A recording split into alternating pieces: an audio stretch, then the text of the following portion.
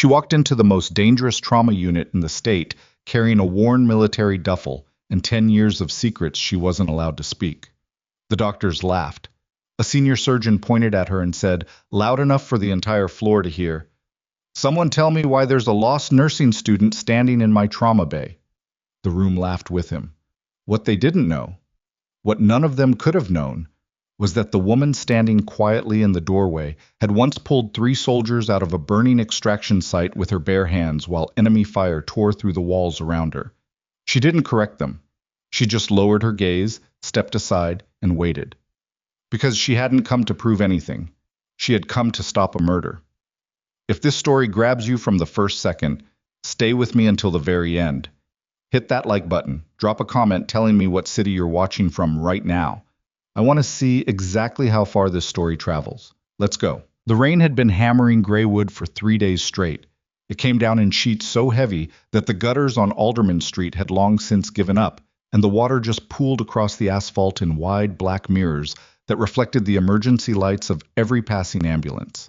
It was the kind of weather that made the city feel like it was holding its breath, like something bad was already happening, and the sky knew it before anyone else did. Mercy Crest Medical Center sat at the edge of Greywood's financial district, 17 floors of steel and glass that had been rebuilt twice in the last 30 years and earned a national ranking both times. The kind of hospital that had a donor wall in the lobby and a public relations team that managed its reputation like a political campaign. Gleaming from the outside, complicated on the inside. The trauma department on the 4th floor had a reputation that ran ahead of it in medical circles. Faster response times than the city average. A chief surgeon who had been profiled in 3 separate journals, and a staff culture that could generously be described as competitive and honestly be described as brutal. The ambulance bay doors opened at 6:47 in the evening. A woman walked in out of the rain. She was 31 years old, white, medium height, with dark circles under her eyes that hadn't come from one bad night, but from a pattern of them. She wore standard-issue Navy scrubs and a hospital ID badge that had been issued just 4 days earlier. Her name tag said Carter, A. Alexandra Carter, registered nurse, newly transferred from a regional facility 2 states west that nobody at Mercy Crest had ever heard of.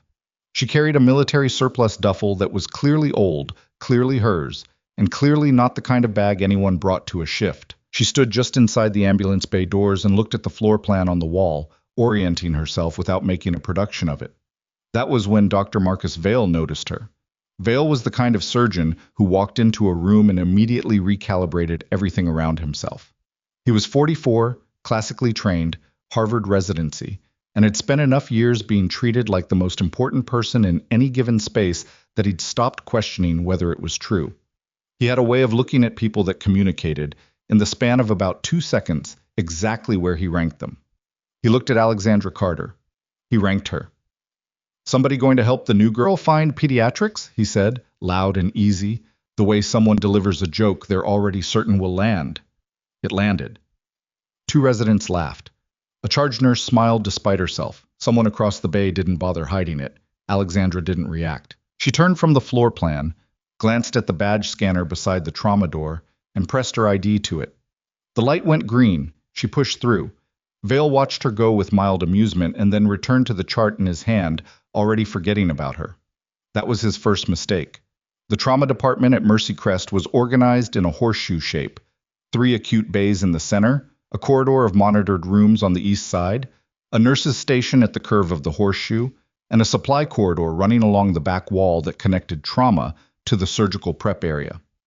Alexandra had read the floor plan twice before she arrived. She knew where the crash carts were, where the secondary medication cabinet sat, and which camera in the northeast corner had a 30-second refresh lag that created a blind spot between the supply corridor and the stairwell door. She had done her homework. She found her assigned locker in the staff area, stored the duffel, and pulled on a second badge, the one that marked her as trauma nursing, general staff. Then she walked back out onto the floor and introduced herself to the charge nurse with the quiet, slightly deferential energy of someone who was new and knew it. The charge nurse was a woman named Britta Solano, 50-something, sharp eyes, zero patience for drama, but a practical fairness about her that Alexandra recognized immediately as the real authority on this floor, regardless of what the org chart said. Britta looked her over, asked 2 direct questions about her IV certification and her experience with arterial lines, got 2 direct answers, and then handed her a patient assignment list. Bays 2 through 4 until 10, Britta said. Dr. Vale's team tonight. Stay out of his way unless he asks. Understood. Britta paused, like she was about to add something, then decided not to. She turned back to the monitor. Alexandra took her list and started moving. The first 2 hours were textbook. She worked fast and clean. Vitals, assessments, documentation, handoffs. She didn't cut corners, and she didn't perform.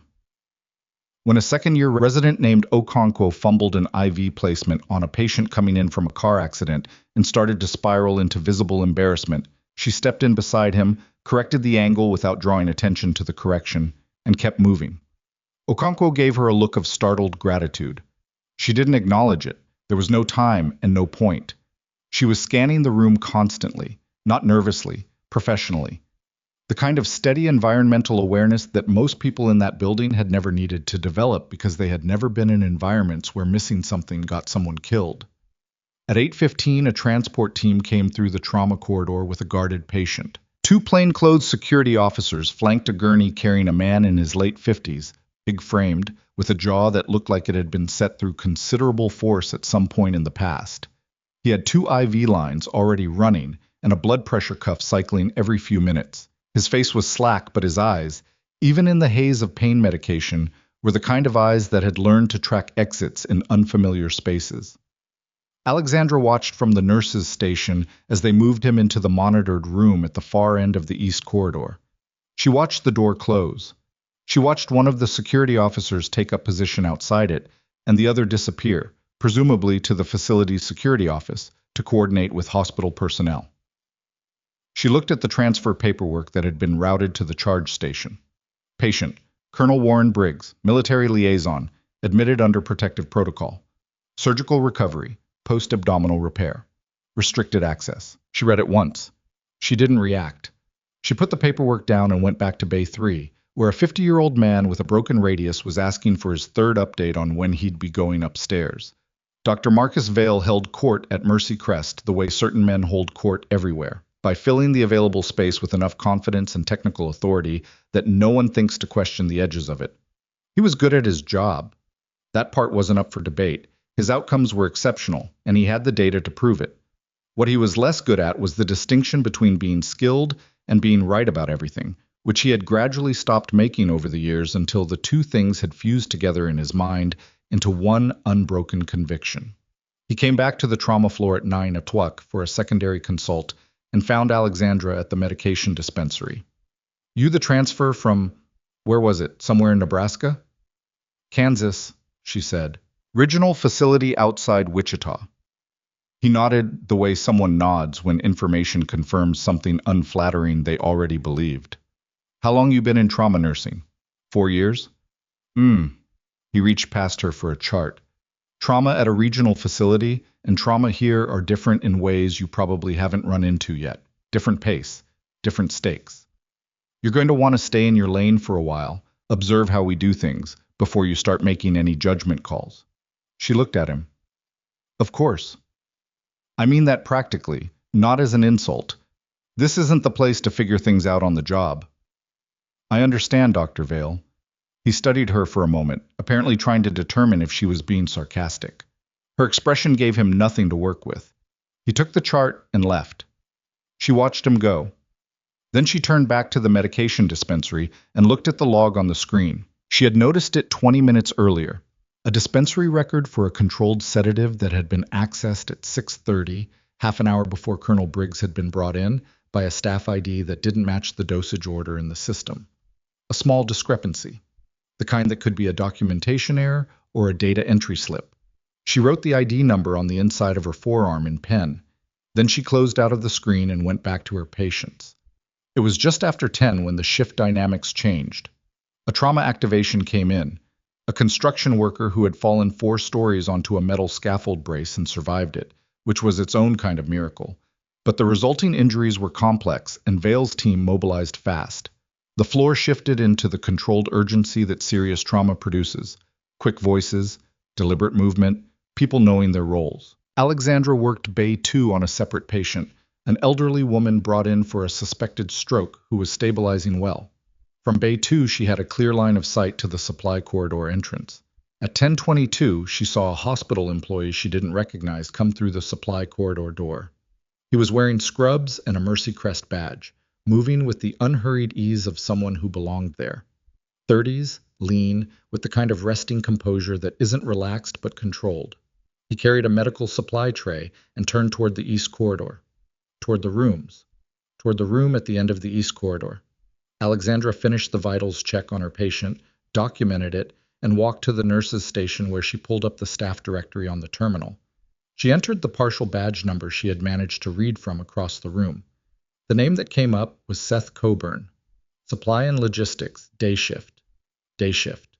It was 10:22 at night. She stood at the terminal for a moment, then turned and walked calmly in the direction of the east corridor. The security officer outside Briggs's room, the one who had stayed on post, was a broad-shouldered man named, according to his badge, Harmon.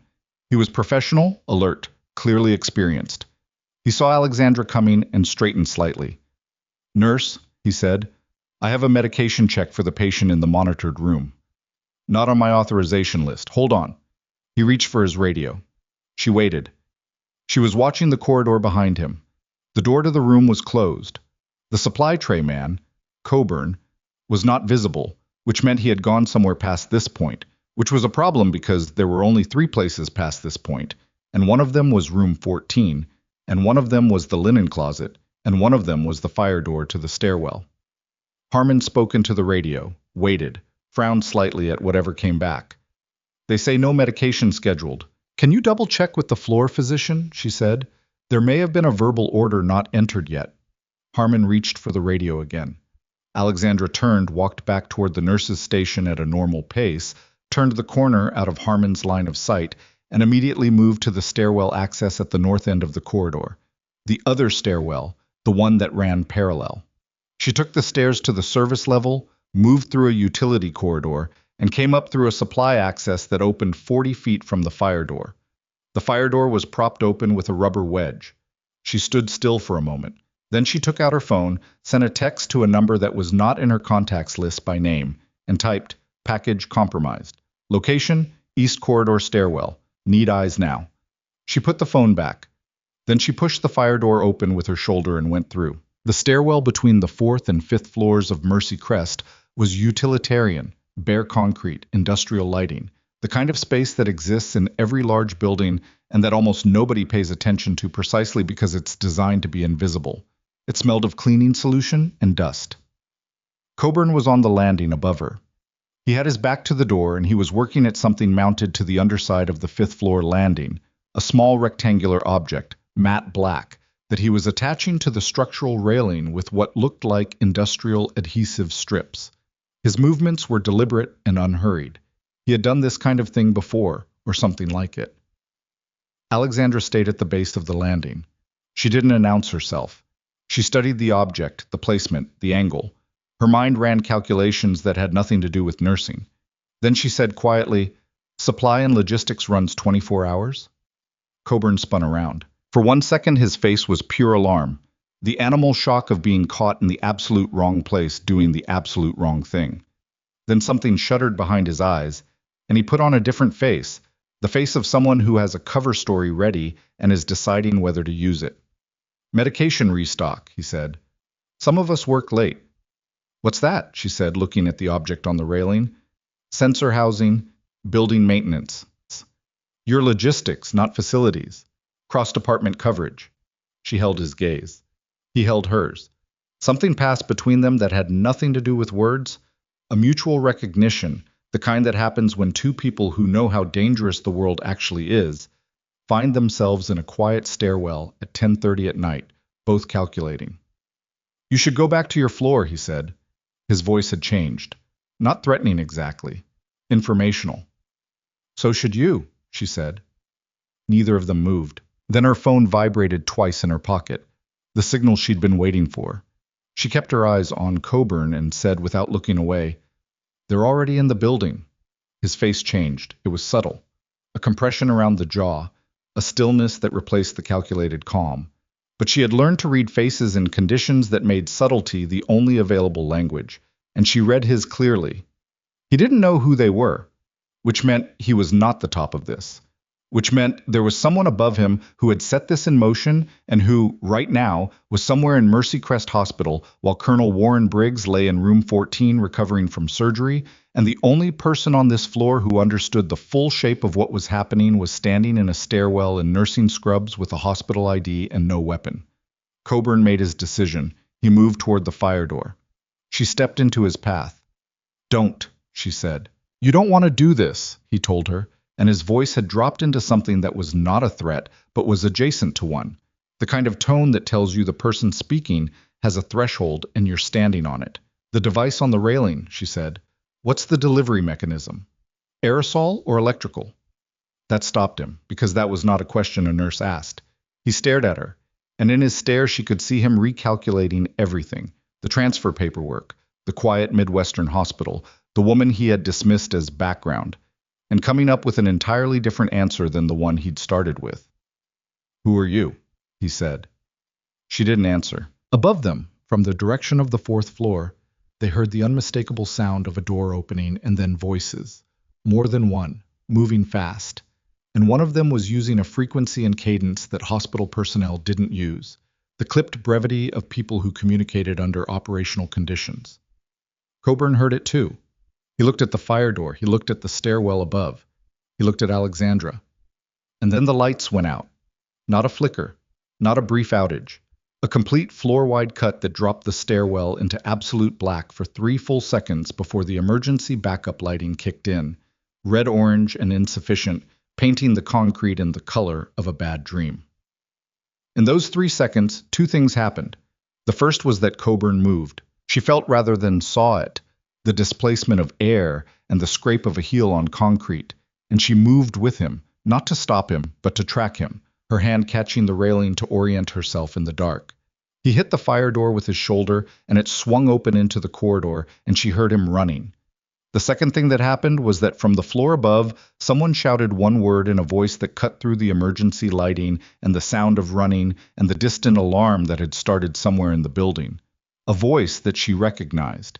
Not from Mercy Crest, from somewhere much further back, from a burning field site in a country she was not allowed to name, on a night that had never officially happened.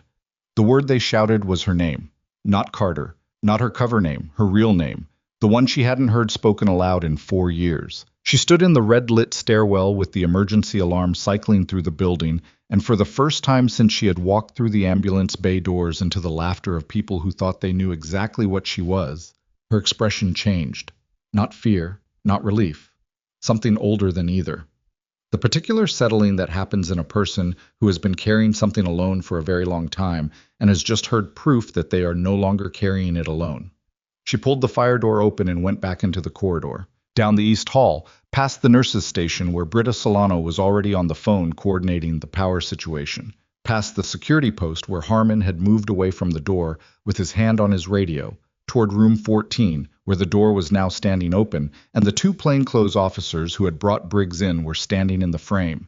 And inside the room, in the red-orange emergency light, Colonel Warren Briggs was sitting up in the hospital bed. He was conscious. I was looking directly at her. And on his face, as she stepped into the doorway, was an expression she had no time to interpret, because behind her, from the nurses' station, Britta Solano's voice cut through the alarm. "Security to East Corridor. Now. We have an unauthorized device in the building." And then everything in Mercy Crest Hospital began to move at once. The alarm was the kind that didn't negotiate. It cycled in 3-second bursts through the entire 4th floor. A flat, industrial wail that stripped the air of anything soft and replaced it with urgency. The emergency lighting held the corridor in that washed-out amber that makes everything look like it happened a long time ago, and the staff who had been moving with purpose 30 seconds earlier were now moving with a different kind of purpose, the reactive kind, the kind that comes when the environment stops being predictable. Alexandra was already at the door of room 14. Briggs was sitting upright in the hospital bed, both hands gripping the rail, his face pale but his eyes entirely clear. The pain medication hadn't taken the soldier out of him. It had just put a layer of gauze over it, and right now the gauze was off. "You're Carter," he said. Not a question.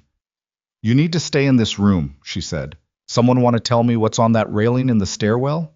She looked at the two security officers still bracketing the doorway. The one named Harmon had his radio up and was getting fragments of broken transmission. The power cut had disrupted the building's communication relay, and everything coming through was partial, interrupted, unreliable. The second officer, younger, was watching Alexandra with the specific alertness of someone trying to determine if she was an asset or a problem. We have an unauthorized device in the north stairwell, 4th to 5th landing, she said. Male suspect fled into the corridor approximately 90 seconds ago. Medium build, dark scrubs, badge identifying as Seth Coburn, supply and logistics. That badge is either stolen or issued under a false identity. Harmon stared at her. How do you know that? I saw him place it. You should have called it in immediately instead of, I did call it in. She held his gaze. The text went out before I followed him. Check your relay when the system comes back up. He didn't have a response to that. He turned to his radio and tried again, getting slightly better signal this time, enough to relay the description. Alexandra moved past him into the room and went to the window. Not to look out, but to check the latch mechanism on the frame. Old building detail.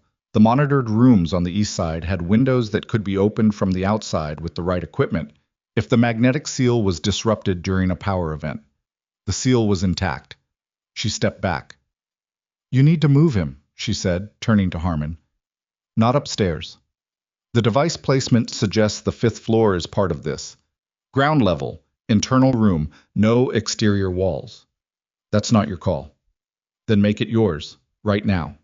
Harmon looked at Briggs. Briggs looked at Alexandra with that same unreadable expression he'd had when she walked in, and then he looked at Harmon and said, Move me. The logistics of moving a post-surgical patient during a partial power failure while an alarm cycled overhead, and 60 other staff members were trying to manage their own patients and protocols, was not a clean operation. It was not supposed to be. Nothing real ever was.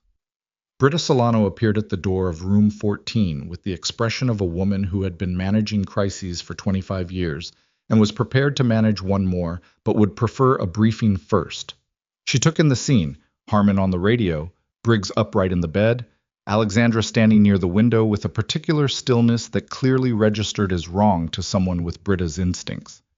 Carter, Britta said. Explain. Unauthorized personnel placed a device in the north stairwell. Suspect fled. I've relayed the description to security. The patient needs to be moved to an interior room on the ground floor as a precautionary measure pending device assessment. Britta absorbed this. You followed a suspect into the stairwell. Yes. Alone. Yes. A beat. Then Britta said, Get me a transport chair, and turned to the corridor to find one herself because waiting for someone to bring it was not how Britta Solano operated. That was the thing about competent people in a crisis. They didn't ask who was in charge. They identified what needed to happen and made it happen. Alexandra had been watching for that quality since she walked onto this floor, and she had identified it in exactly 2 people, Britta and the second-year resident Okonkwo, who had appeared in the corridor outside room 14 and was now helping manage 2 other patients who'd been destabilized by the alarm and the power interruption. Dr. Vale was nowhere visible. He was presumably still managing the construction trauma case on the other side of the horseshoe, which was, objectively, where he should be. The fact that Alexandra noted his absence was not about him. It was about knowing who was where. They moved Briggs in 11 minutes. It was not graceful. He hissed through his teeth twice when the transport chair hit a threshold in the flooring and jarred his abdomen, and Harmon almost walked into a crash cart that had been left in the wrong position by someone during the initial alarm response. But they got him to the service elevator, down to the 2nd floor, and into a windowless procedure prep room that had 2 entry points and no exterior access. Briggs gripped her arm as she helped transfer him from the chair to the prep table. You served, he said. Not a question this time either. Something in the way she'd moved, the way she'd done the threat assessment of the room, the way she carried information without performing it. We should focus on your IV lines, she said. One of them had pulled slightly during the move and needed resecuring. I'm not asking for small talk. She worked the IV line. Yes, she said. I served. What unit? She taped the line. The kind that isn't on any paperwork you've seen. He was quiet for a moment. Then, Is this connected to the contracts? She looked up at him. The procurement fraud, he said. I've been sitting in that room for 3 days wondering if anyone was going to try to finish what they started. The surgery wasn't supposed to be a recovery. Someone cut the wrong thing and called it a complication. Alexandra set down the tape. Who knows you believe that? My lawyer, my adjutant, and apparently whoever put that thing in the stairwell. Don't say that to anyone else in this building right now. Who should I say it to? She straightened. Give me some time. He looked at her for a long moment. How much time do you need? Less than you think. The security office on the second floor of Mercy Crest was a glass-walled room that looked out over the main lobby, staffed overnight by a rotating team of 4. When Alexandra walked in, there were 6 people crammed into the space. The overnight security supervisor, 2 officers who'd responded from other posts, Harmon, the second plainclothes officer whose name she'd learned was Dressler, and a man in his late 40s in a dark gray suit who had appeared from somewhere and had the indefinable quality of someone who was used to being the most important person in a room. He introduced himself as Deputy Director Kelman, Federal Protective Services, and he was looking at Alexandra like she was a variable he hadn't accounted for. Ms. Carter, he said, walk me through what you saw. She did. Concisely, linearly, without editorializing. The dispensary log discrepancy, the badge number, the timing, the stairwell, the device placement, the exit through the fire door. She had a good memory, not a performance of it, just the genuine article, the kind that gets trained into a person when the cost of forgetting details is measured in lives rather than grades. When she finished, Kelman was quiet for a moment. Then he said, You identified a potential threat device, followed the suspect unilaterally, and did not immediately notify security or law enforcement. I notified my contact. Who is your contact? Someone who will make themselves known when it's appropriate. Kelman's jaw tightened. Ms. Carter, I need you to understand that you are a hospital employee, and this is a federal protective matter. The device is still on the stairwell railing, she said. Coburn is somewhere in this building or in the immediate vicinity. There is a man on the second floor who someone tried to kill in the OR and is apparently trying to kill again, and right now your most useful conversation is not with me. The security supervisor, a compact man named Ferris, who had been watching this exchange with visible discomfort, cleared his throat. She's right about the device. We've locked down the north stairwell, but we haven't cleared it yet. We're waiting on... Clear it, Kelman said. Yes, sir. The room reorganized itself around the immediate practical problem, and Alexandra stepped back to let it. She positioned herself near the door, which was partly practical. She could move faster from there, and partly because she wanted to be on the edge of the information flow rather than inside it, where she could observe what Kelman's team knew and what they were choosing to share. They knew more than they were saying.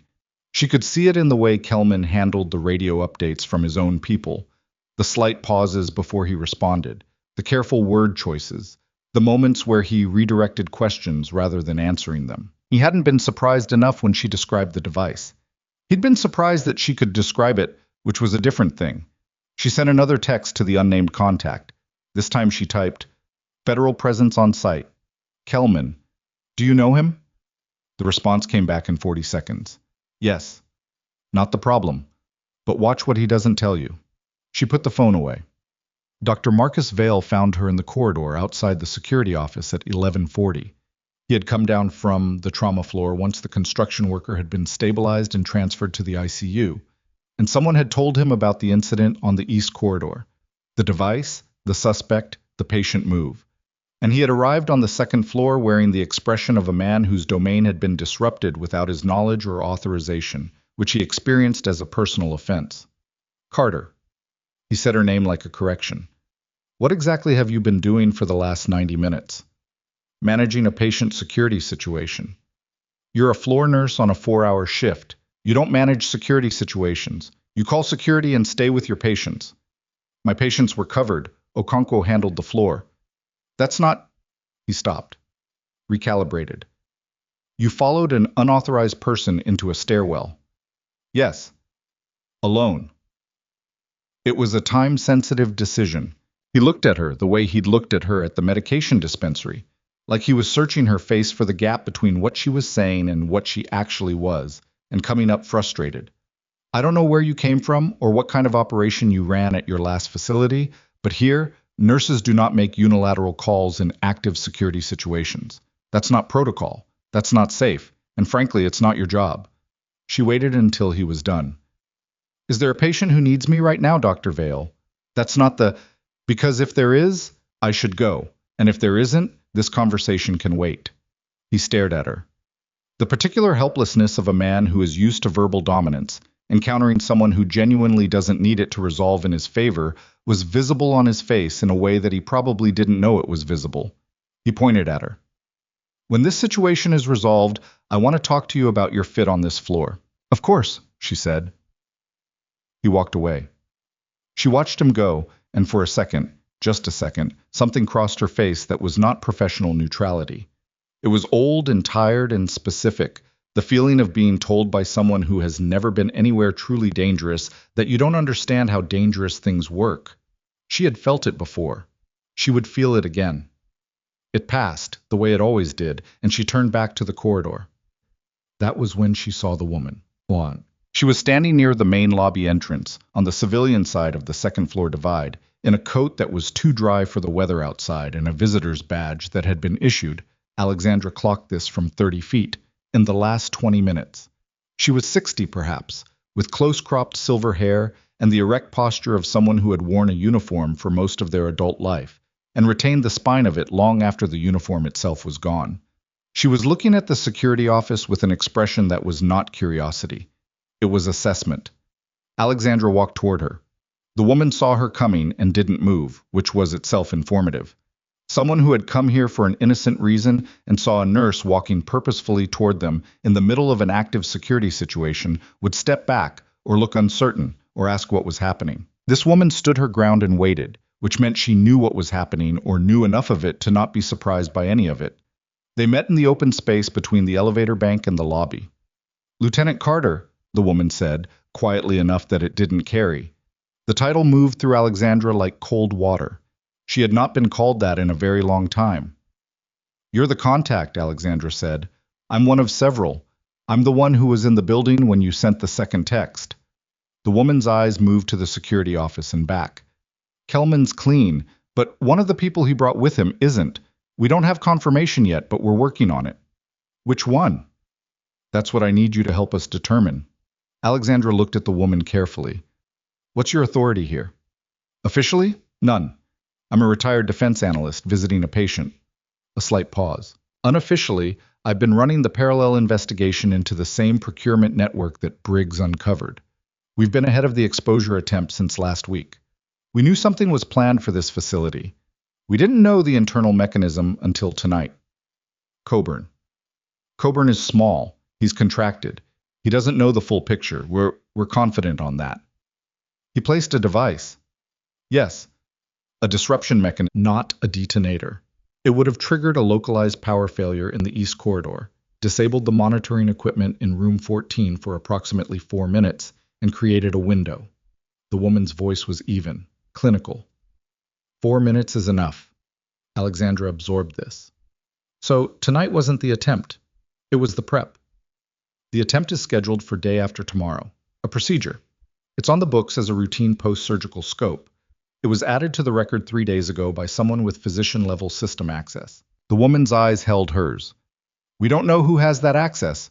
That's why you're here." The elevator bank behind them dinged. Both women turned slightly, reflexive, automatic, and watched the doors open. A janitor with a mop cart. Nothing. "Kelman's team," Alexandra said. "How many did he bring?" 4. 2 you've seen, 2 you haven't. I need access to the staff access logs for the last 72 hours, physician level and above. We're pulling them now.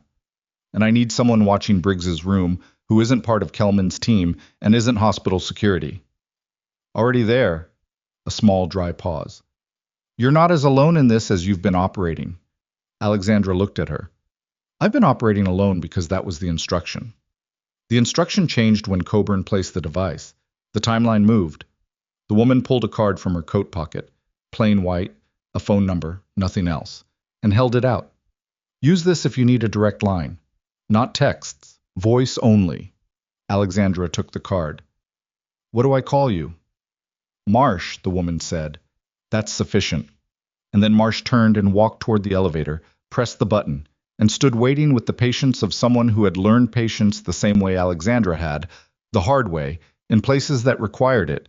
And the elevator came, and she stepped inside, and the doors closed, and Alexandra was standing alone in the space between the elevator bank and the lobby, with a plain white card in her hand, and the alarm that had long since been silenced still echoing somewhere in the back of her mind. She stood there for approximately 4 seconds. Then she went back to work. The north stairwell device was assessed and removed by 1:15 in the morning by a technical team that Kelman had apparently had on standby. Another data point that told her the federal presence here was not improvised.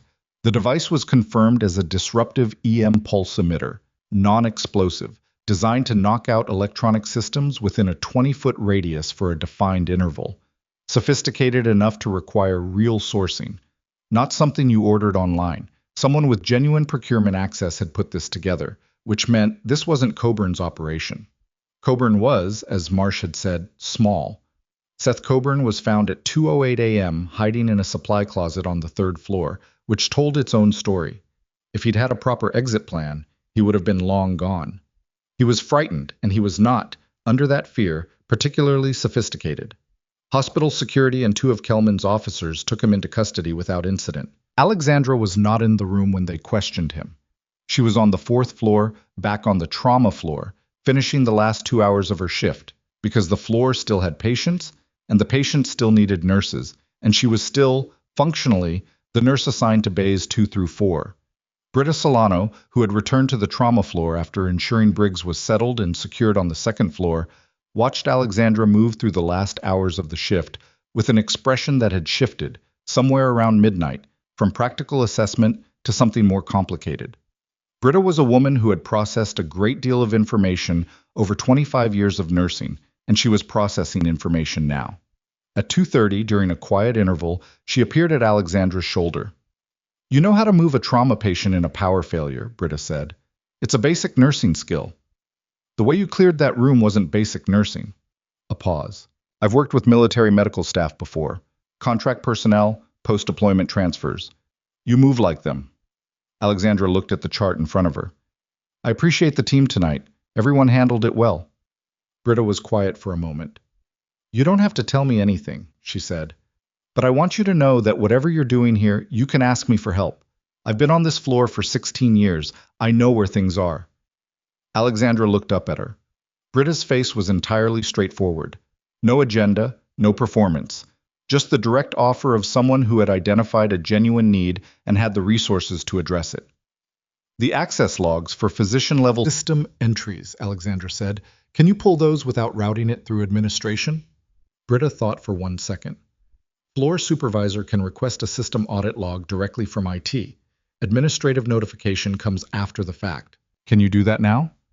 "I can do that at 3 a.m. when it overnight is half asleep and processes requests on autopilot." Britta straightened. "Give me 20 minutes." She walked away before Alexandra could say anything else. 23 minutes later, Britta came back with a printed log sheet and set it on the counter beside Alexandra's chart without comment, then walked to the other end of the nurses' station and resumed her work. Alexandra looked at the log.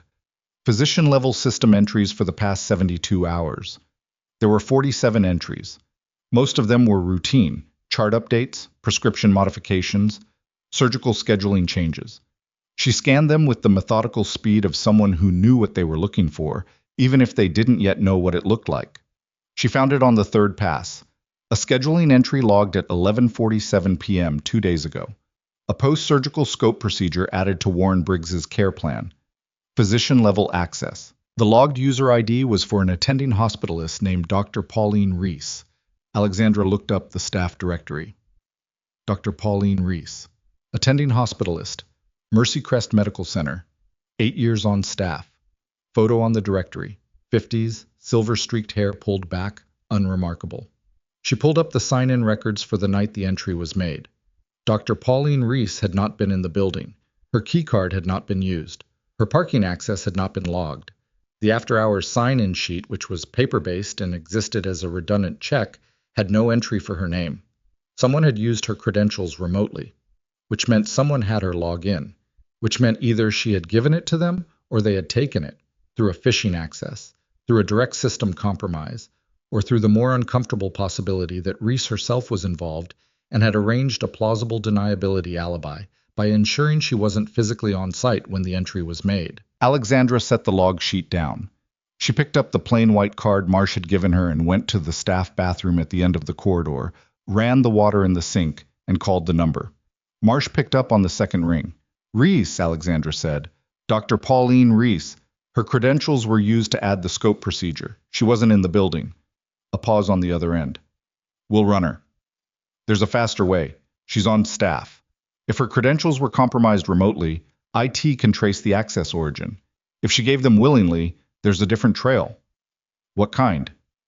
"Anyone with the access to add a procedure to a protected patient's care plan without triggering an administrative review had to know that the patient was protected. That information is not in the standard medical record. It's in the security coordination brief, which was distributed to—" She paused, running it. "Hospital administration, lead trauma staff, and the federal protection team." Silence on Marsh's end for several seconds. "You're saying whoever did this had access to the security brief," Marsh said. "I'm saying whoever did this knew Briggs was under protection, knew what level, and knew that a routine-appearing care plan modification was the cleanest internal vector." She looked at herself in the bathroom mirror. "That's not a phishing attack on a hospitalist's email. That's someone who was in the room." Another silence. Then Marsh said, "Give me 40 minutes. I have 35 until my shift ends. I'll be fast." The line went dead. Alexandra turned off the tap, looked at herself in the mirror for one moment, tired, clear-eyed, not yet done, and went back to the floor. She was documenting her last patient notes at 3:47 a.m. when Dr. Vale reappeared on the trauma floor. He had changed into fresh scrubs, which meant he'd gone home or to the on-call room and come back. And he was carrying a coffee and the particular energy of a man who had been thinking during a sleepless interval and arrived at conclusions he wasn't entirely comfortable with. He stood at the end of the nurse's station and looked at Alexandra for a moment before approaching. She didn't look up from the documentation. "I spoke to Kelman," he said. "Okay." "He wouldn't tell me much, but he told me enough." A pause. "The device in the stairwell, the patient relocation." He said the response was, he used the word appropriate.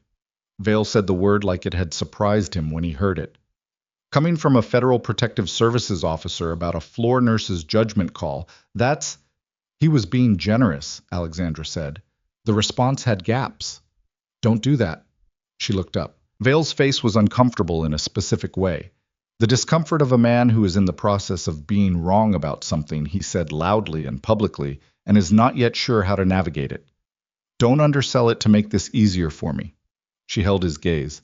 "I wasn't doing that for you." He absorbed that, set his coffee down.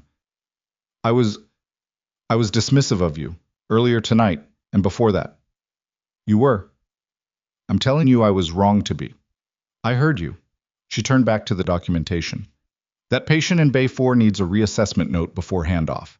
The overnight resident marked it done, but I don't see the output." A beat.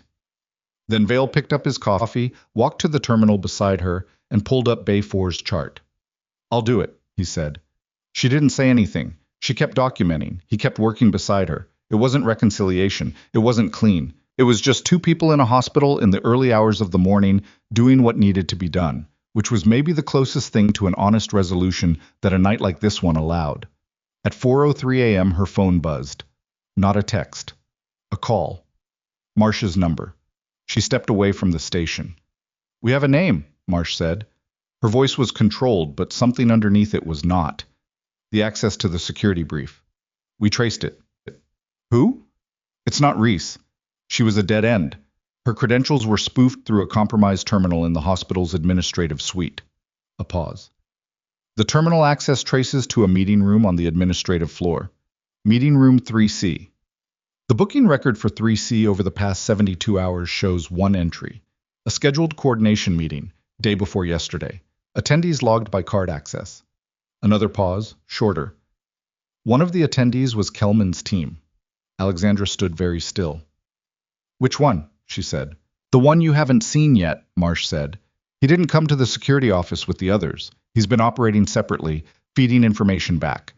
We think he's been the inside coordination for Coburn since before Briggs was admitted." A breath. His name is Ferris. He's in the building right now. We don't know where. Alexandra looked down the corridor. The amber emergency lighting had long since switched off, and the normal fluorescent overhead had come back. The floor looked ordinary. It looked like a hospital in the middle of the night. It looked like exactly the kind of environment where you could miss something if you stopped watching. "Where's Briggs?" she said. "Second floor. Room. Is anyone with him right now? One of yours?" A half-second pause that was a half-second too long. "There should be," Marsh said. "Hold on." Alexandra was already moving. She hit the stairwell door at the end of the corridor, the south stairwell, not the north, and took the stairs at a pace that was faster than running but quieter, the kind of movement that comes from knowing how to place your feet. And she came through the second-floor door into the corridor and turned toward the procedure prep room where Briggs had been moved, and she could see from 30 feet that the corridor outside the room was empty. Harmon's post was empty. She moved faster. She was 15 feet from the door when she heard, from inside the room, the specific and unmistakable sound of a medical cart being moved. Not quickly, deliberately, with the careful, controlled movement of someone who did not want to be heard. She stopped outside the door, put her hand flat against it, pushed it open 1 inch, and looked through the gap. Warren Briggs was awake in the prep table. His eyes found the door, found the inch of visible space, found her. His face was entirely still. His hands, she could see, were gripping the rail on the side of the table, and the grip was the kind you use when you are preparing to move despite everything in your body telling you not to. Standing with his back to the door, at the IV stand beside the table, was a man she had not seen before. Medium height, the dark suit of a federal officer, working at something on the IV line with a precise, unhurried focus. The IV line that ran directly into Warren Briggs' arm. She had 3 seconds to make a decision. She made it in 1. She hit the door open with her shoulder and crossed the room in 4 strides, and got her hand around the IV line above his hand and clamped it closed before he could complete what he was doing.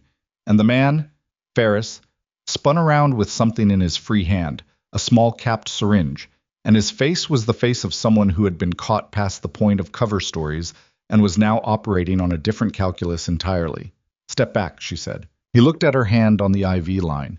He looked at her face. He looked at the door. "You're a nurse," he said, like this was either a problem or a joke, and he hadn't decided which. "Step back from the line," she said. "Put the syringe on the cart. Do it now." He didn't move. Behind her from the doorway, Briggs said, in a voice that was pain-rough but entirely certain, "She told you to step back." Ferris looked at both of them. At the syringe in his hand. At the door, which was now behind Alexandra, which meant she was between him and the exit, which meant the geometry of the room had just arranged itself very badly for him. His hand shifted slightly on the syringe, and Alexandra, who had learned in places that did not appear on any paperwork what it looks like when a person decides they have nothing to lose, was already moving when his arm came up. She caught his wrist before the syringe completed its arc. Not cleanly. How was fast? Faster than she'd expected from someone in a suit who'd spent the last 3 days playing federal escort. And the angle was wrong, and she had to twist her grip twice before she got control of it. And in the process, the back of her elbow hit the IV stand, and the whole thing swayed, and the secondary line pulled taut against Briggs' arm, and he made a sound through his teeth that she registered and filed and did not have time to address. Ferris was strong. He was also, she realized in the first 2 seconds of the struggle, trained. Not combat trained exactly, but security trained. The defensive grappling that gets drilled into protective service officers until it becomes instinct. And his instinct right now was to break the wrist grip and create distance and get to the door. She didn't let him create distance. That was the difference between security training and what she had. Security training taught you to disengage and reassess. What she'd learned had no interest in reassessment. She drove forward, used his own backward momentum against him, and put him into the wall beside the supply cabinet with enough force that the cabinet rattled and 2 sealed saline bags fell off the top shelf and hit the floor. The syringe skittered across the tile. Ferris hit the wall shoulder first and grunted and immediately started to push back off it, and she let him push because she was already stepping to the side. And when he came off the wall, she used his forward motion to redirect him into the prep table rail, which caught him across the hip with a sound that was not pleasant. He went down on 1 knee.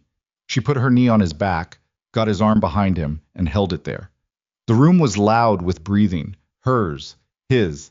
From the prep table, Briggs, controlled but effortful, the breathing of someone managing serious pain while refusing to show how much of it there was. "Don't," she said to Ferris. Just that. He stopped trying to move. For approximately 4 seconds, none of them spoke. Then Briggs said, "The syringe. I see it. Don't let him near it." "I know." She reached into the front pocket of her scrubs with her free hand and pulled out the penlight she carried on every shift. A small thing, metal, heavier than it looked.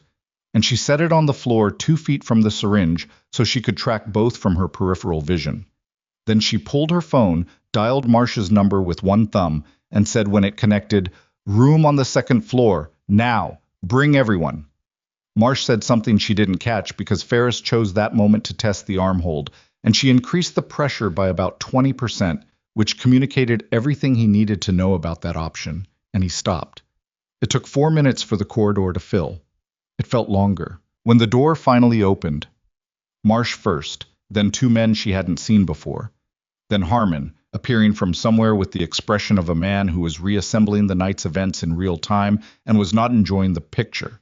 Alexandra released the hold and stood up and stepped back from Ferris, and the 2 men had him secured within seconds with the efficient, unhurried competence of people who'd done it before. She crossed to the syringe without touching it, crouched down and looked at it. The cap was still on. He hadn't gotten that far. "Potassium?" she said to no one in particular. Marsh crouched beside her. "Most likely. Stops the heart. Looks like cardiac arrest in a post-surgical patient. Would have been attributed to a complication from the original surgery." A pause. "Clean. Defensible.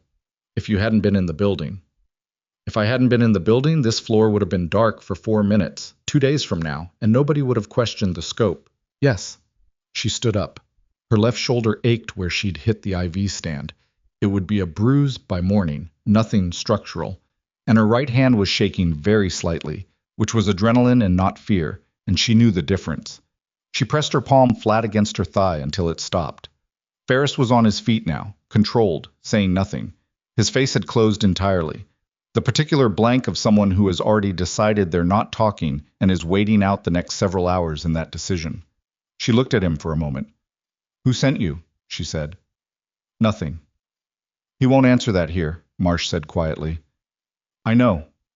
She looked at him for another second, not because she expected him to respond, but because she wanted him to understand that she was not finished. Then she turned away. Briggs was sitting up on the prep table. Someone had righted the IV stand and the line was running normally again, but he'd pulled his arm across his abdomen in the protective way of someone whose surgical site had just been jostled, and the color in his face was not good. He needed a proper assessment, a vitals check, possibly a scan to confirm the repair hadn't shifted. She went to him before anyone else did. "Let me see the site," she said. He moved his arm. She examined the dressing. Intact, no visible bleeding through the gauze, and then checked his pulse at the wrist. Fast.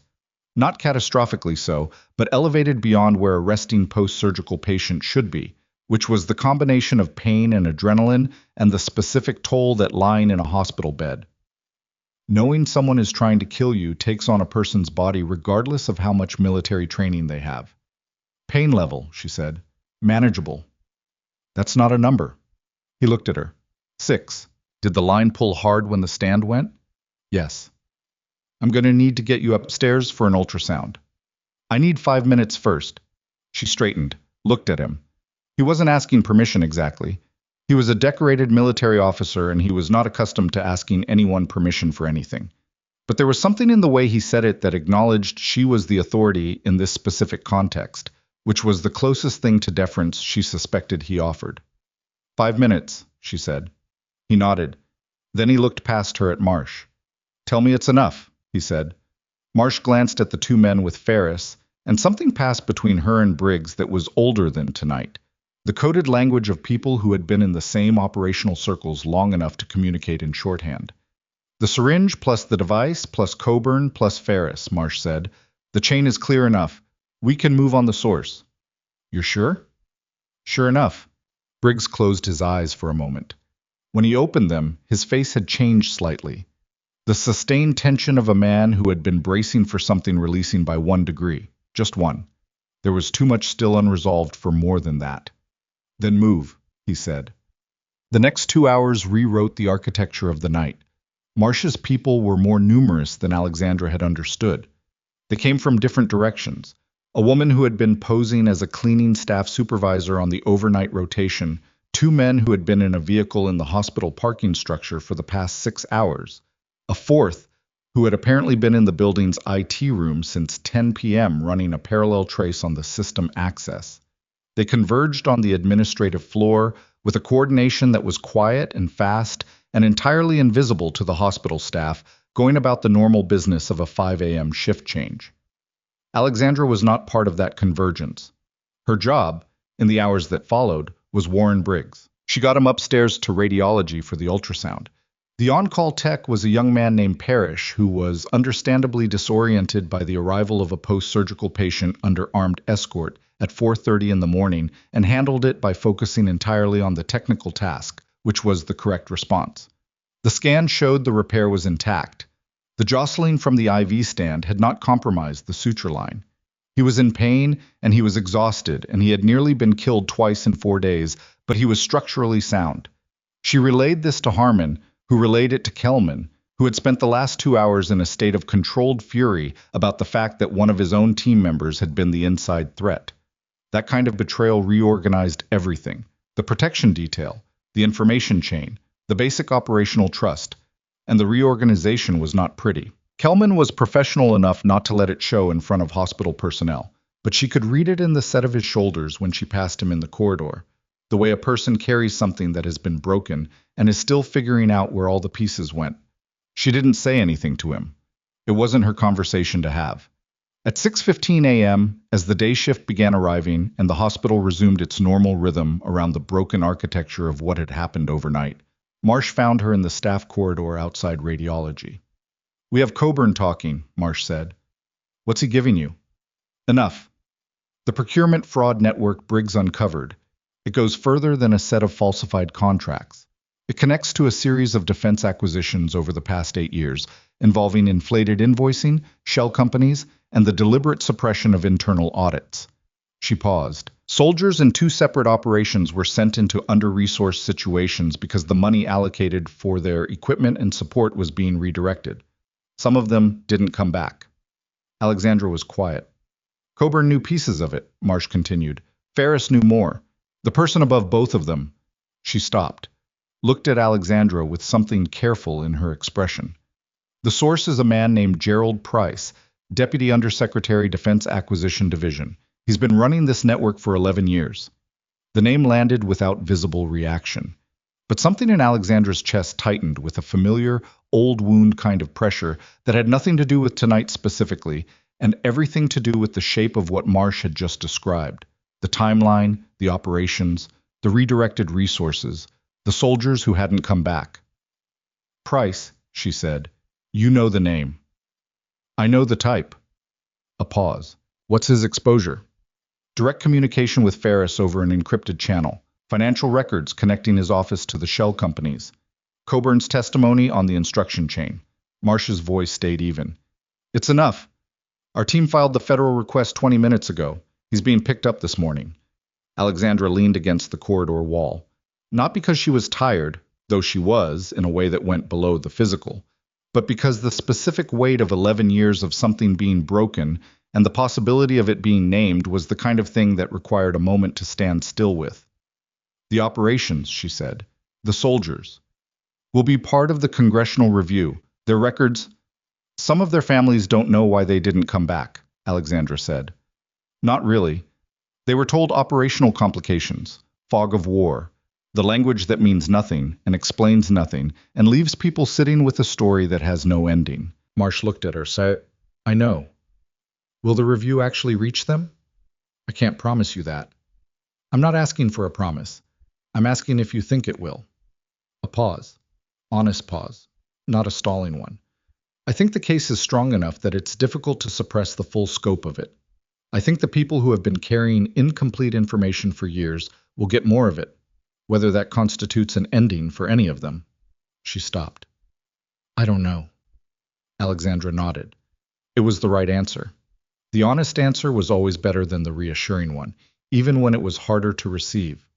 "The procedure on Briggs's care plan," she said, "the scope that was added, It needs to be removed from his record and flagged as a fraudulent entry before the day shift physicians review his chart. Your IT contact, Britta, can do it through the floor supervisor audit process. It will create a formal record of the unauthorized modification. She straightened off the wall. It needs to be done in the next 40 minutes before rounds. Go, Marsh said. No. She found Britta at the fourth floor nurses' station, 40 minutes into the day shift, managing a handoff briefing with the composure of someone who had processed the night's events and organized them into actionable information and was now functioning in the gap between what had happened and what needed to happen next, which was where Britta Solano apparently lived most of the time. Alexandra explained what she needed in 3 sentences. Britta opened the system on the terminal, ran the supervisor audit flag, identified the fraudulent procedure entry, and submitted the formal modification request to IT with the unauthorized access notation attached. The whole process took 7 minutes. She did it without asking Alexandra to explain further, without requiring context she didn't need, and without making it mean more than it was. When she was done, she turned from the terminal and looked at Alexandra with an expression that had several layers to it and was not sorting itself into words. "You're not transferring back from Kansas," Britta said. "I work here," Alexandra said. "On this floor." "That's not what I said."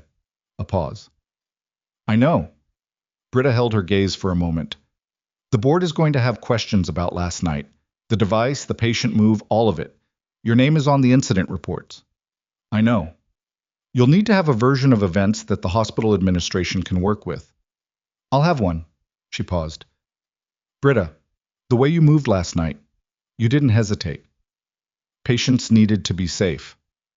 "Yes, but a lot of people in your position would have waited for authorization first." Britta looked at her. "In 25 years, I've learned that authorization after the fact is almost always easier to get than it is before, especially when you're right." A pause. "You were right. Most of the time, that's not enough." "No," Britta agreed. "It isn't." She turned back to the station. "The day charge is here. You've been on since 6 p.m. Go home." Alexandra picked up her bag from the locker room. Her military duffel, worn at the straps, heavy with the things she'd brought without knowing exactly what the next 36 hours would require. She walked through the trauma floor, past the bays, past the horseshoe curve of the nurses' station, past Bay 2 where she'd worked the elderly stroke patient in the middle of everything else, and into the elevator. In the elevator, she leaned against the back wall and let herself be still for a moment. Her left shoulder ached, her eyes were burning from the sleeplessness. There was a coffee stain on her scrub top that she didn't remember getting. She felt the specific kind of emptied out that follows sustained adrenaline over an extended period, not exhaustion exactly, but the aftermath of having been fully operational for many hours and now not needing to be, which was its own kind of difficult. The elevator opened on the lobby level. She walked through. Dr. Marcus Vale was in the lobby. She wasn't sure why. Perhaps he'd come down for coffee, or perhaps he'd simply ended up there the way people end up in hospital lobbies at the end of difficult nights, needing a different ceiling for a few minutes. He saw her crossing toward the exit, and something crossed his face that was not the careful performance of professional neutrality. It was genuine uncertainty. He said her name. She stopped. "I made some calls this morning," he said. "About you. About your transfer file." She waited. "The file is... there isn't much in it. Regional facility, 4 years, clean record. But the facility itself..." He stopped. Adjusted. "When I called the administrative contact, I got a routing message. It redirected to a federal intake line." He looked at her. "That's not how regional hospital administration works." "No," she agreed. "It isn't." "Who are you?" he said. Not unkindly. The way you ask when you've been genuinely wrong about something and you're trying to understand the actual shape of what was in front of you the whole time. She looked at him. She thought about what to give him, because some version of the truth was owed and some version needed to stay sealed. And finding the line between those two things in a hospital lobby at 6:30 in the morning was a judgment call she was making on approximately 4 hours of sleep spread across 2 days. "I'm a nurse," she said. "Everything on that floor last night, the IV checks, the patient assessments, the charting, that was real work and I did it. That part isn't a cover. And the rest of it. The rest of it is above my pay grade to explain." She held his gaze. "You were right that trauma here is different from regional. You were wrong about why that mattered." He absorbed this. He was not a stupid man. She had always understood that. And she could see him putting pieces together in real time and arriving at an understanding that was incomplete but directionally correct. He looked, in this moment, less like the imperious chief surgeon of the past 10 hours, and more like a man who had been given accurate but incomplete information for a long time and is now recalibrating towards something closer to the truth. "The patient," he said. "Briggs. He's stable? The repair is intact. He needs rest and monitoring. He's safe. Because of you." She started to deflect it and then stopped herself. "Yes." Vale nodded slowly. He looked like he wanted to say more and wasn't sure he had the words for it or the right to use them yet. She didn't fill the silence for him. Some things needed to be worked out on a person's own time. She picked up her duffel and walked toward the exit. The morning was gray and wet, the rain having slowed overnight to a steady drizzle that wasn't dramatic enough to feel meaningful, but was cold enough to make itself known. She stood under the ambulance bay overhang for a moment and breathed air that wasn't climate-controlled, that didn't smell of antiseptic and floor cleaner, that was just the cold, wet morning air of Graywood doing what mornings in November did. Her phone buzzed. A text from Marsh. "Price in custody as of 6:42 a.m. Federal hold. More to follow." She read it twice. Then she put the phone in her bag and walked out into the rain. She was halfway to the parking structure when the second message came through. This one was not from Marsh. It was from the unnamed contact, the number she'd texted from the ambulance bay the night before, the one that had texted back her real name in that stairwell. She stopped walking. Read it. Read it again. The message was 11 words. Price wasn't the top. "We found something. Come in now." She stood in the rain with the message on the screen and felt the particular cold clarity of understanding that the thing she had thought was an ending was not one, that what had been uncovered in the last 12 hours was a layer, and underneath that layer was another, and whoever was at the actual top of an 11-year network of defense fraud and suppressed operations and soldiers sent to die in under-resourced missions was not a man who was already in federal custody. She looked at the message for another 3 seconds. Then she turned around and walked back toward the hospital. Not toward the entrance, toward the parking structure where a dark blue sedan sat on the second level with its engine running, and in the driver's seat, visible through the rain-spotted windshield, was a face she recognized from a very long time ago. From a classified briefing in a building that did not officially exist, in the week before an operation that had never officially happened. And the face was not Marsh's, and it was not anyone she had seen tonight, and the fact that this person was here, in Graywood, outside Mercy Crest, at 6:50 in the morning, meant one of two things.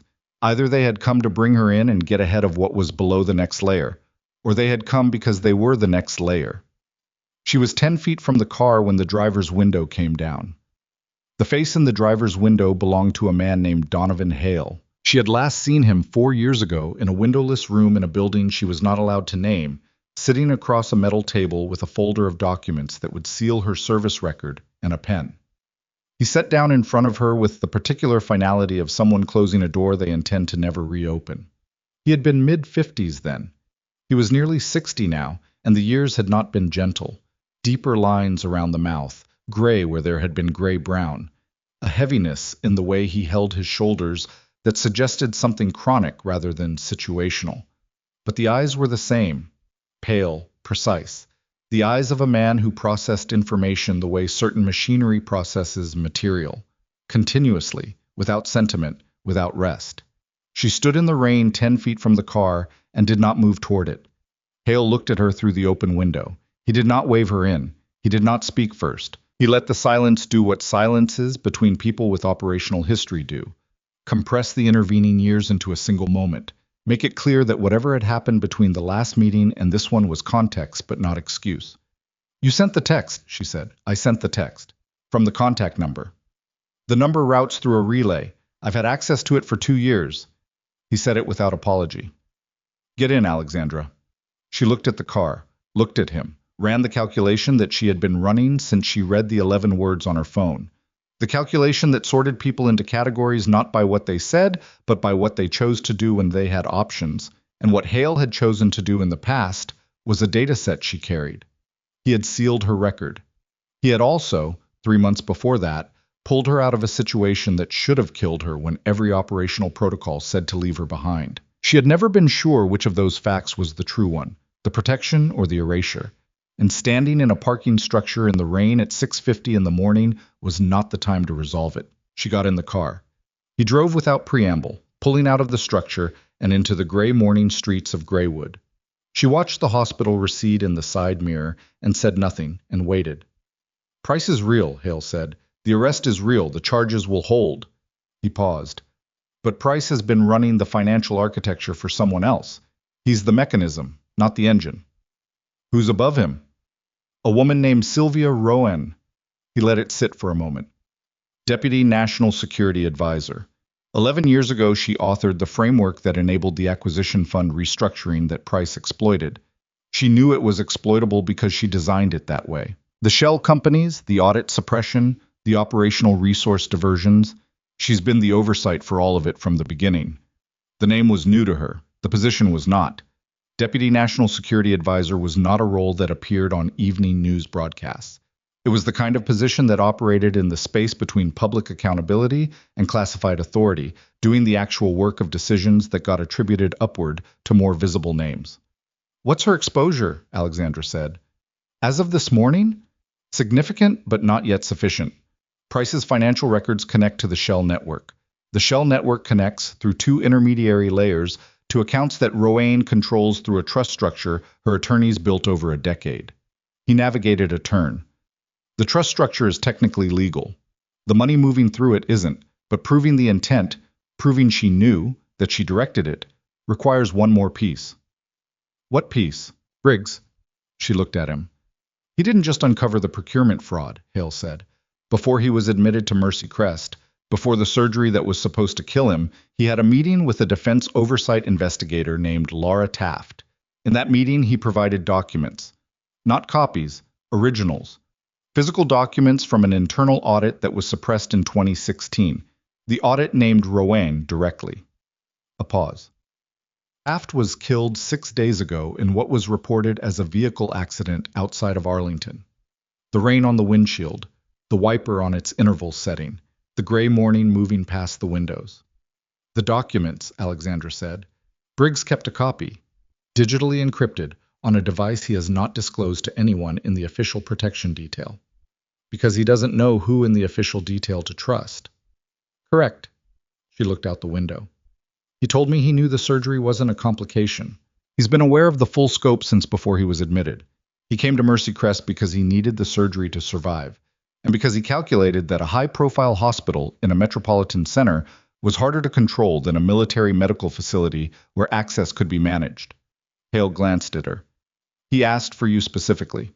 She turned from the window. "What?" "When the protective service detail was being assembled, Briggs gave one instruction. He said if the operation required embedded medical personnel with a classified background, he wanted Lieutenant Alexandra Carter." A pause. "He knew your name from the 2019 extraction report. The mission that got sealed. You pulled 3 of his former subordinates out of that site." She was quiet for a moment. "He never said that." "He wouldn't. Not until he was certain of the situation. He's not a man who shows his hand before he needs to." "Neither am I." She looked at Hale. "Why are you telling me this now?" "Because Rowan knows the documents exist. She knows Briggs has them.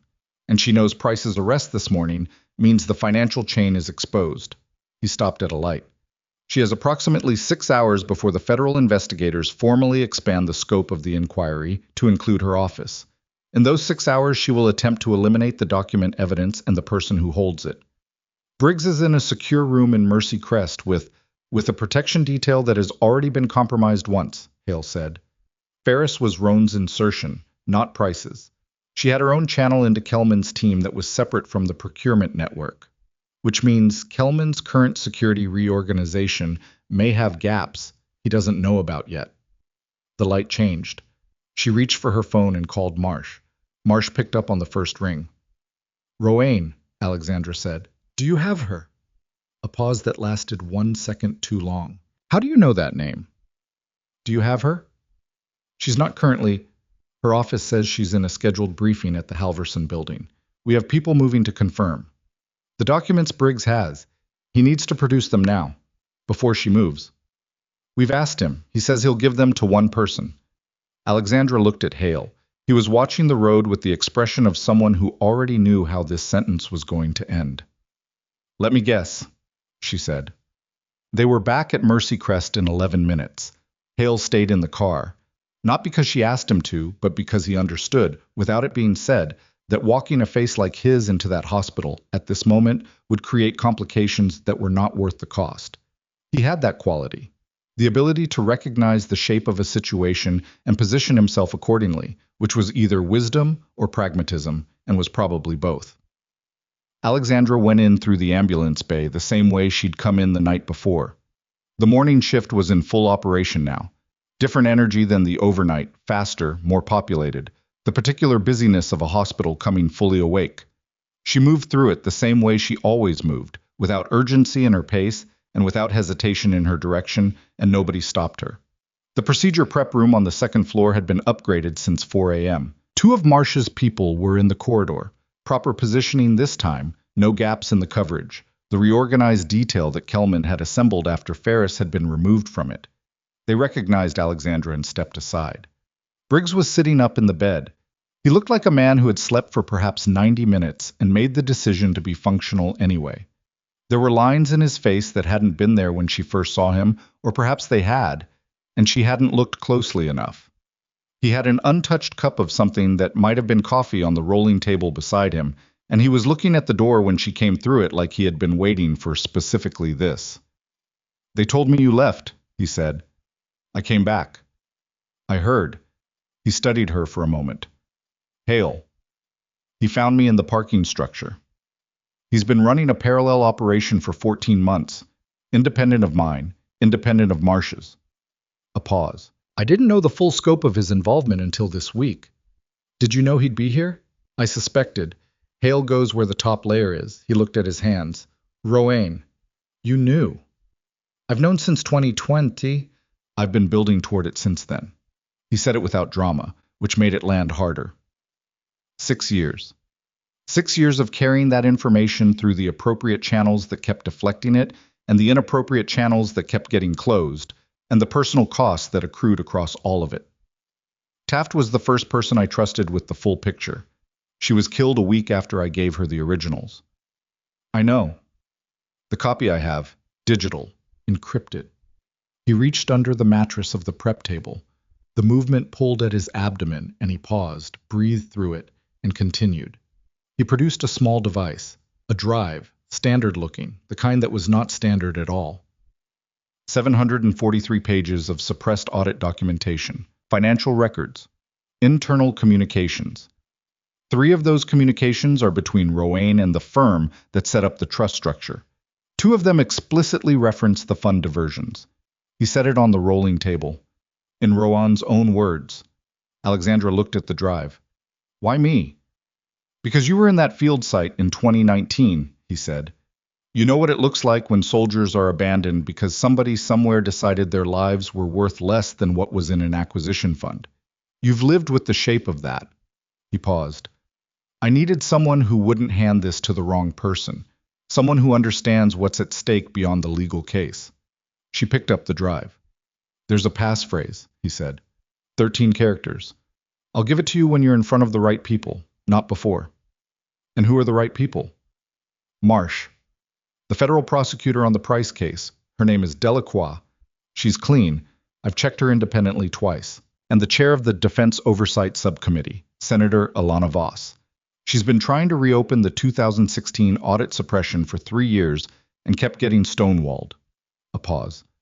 "Those 3 in a room together with what's on that drive and Rowan's 6-hour window closes. Can you get them here?" "Marsh can get Delacroix. Voss is... It's a harder call. She's in session." He looked at her. "But she knows my name. She'll come out of session for this." "I'll make the calls," Alexandra said. "There's one more thing." He picked up the untouched cup, looked at it, set it back down. "The 2019 operation, the extraction, the 3 men you pulled out of that site." He stopped. There was something in the way he stopped that told her this was not the tactical part of the conversation. This was the other kind. "One of them was my son." She looked at him. He didn't tell me until 2 years later. He's a pause that had weight in it. He's alive. Because of what you did. He cleared his throat. I know what was in your record when you went into that mission and what was sealed afterward, and I know that the sealing cost you. I know what you gave up. She was quiet for a moment. The morning light through the small high window in the prep room was pale and thin. Somewhere in the corridor outside, she could hear the day shift doing what day shifts did, the ongoing ordinary machinery of a hospital that had no idea what was happening inside one of its second-floor rooms. Make the calls, she said. Marsh got Delacroix on the phone in 40 minutes. The federal prosecutor was in her office when she picked up, and she moved from skeptical to focused in the span of about 90 seconds once Marsh relayed what was available, which told Alexandra something useful about Delacroix's instincts. Senator Voss was harder.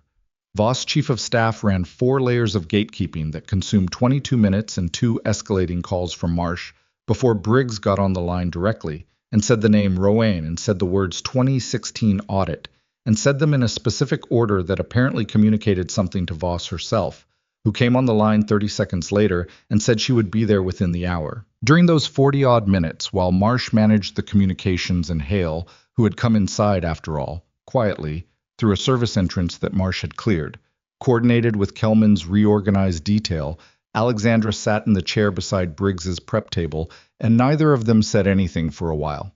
It wasn't an uncomfortable silence. It was the silence of people who have been in the same kind of rooms. Not this room, but the same category of room, the ones where the action is over and the reckoning hasn't started yet, and there is nothing to do but exist in the interval. Your record, Briggs said eventually, when this is done. There will be grounds to unseal parts of it. I know. Do you want that? She considered the question honestly. I want the soldiers from the 2019 operation to be recognized.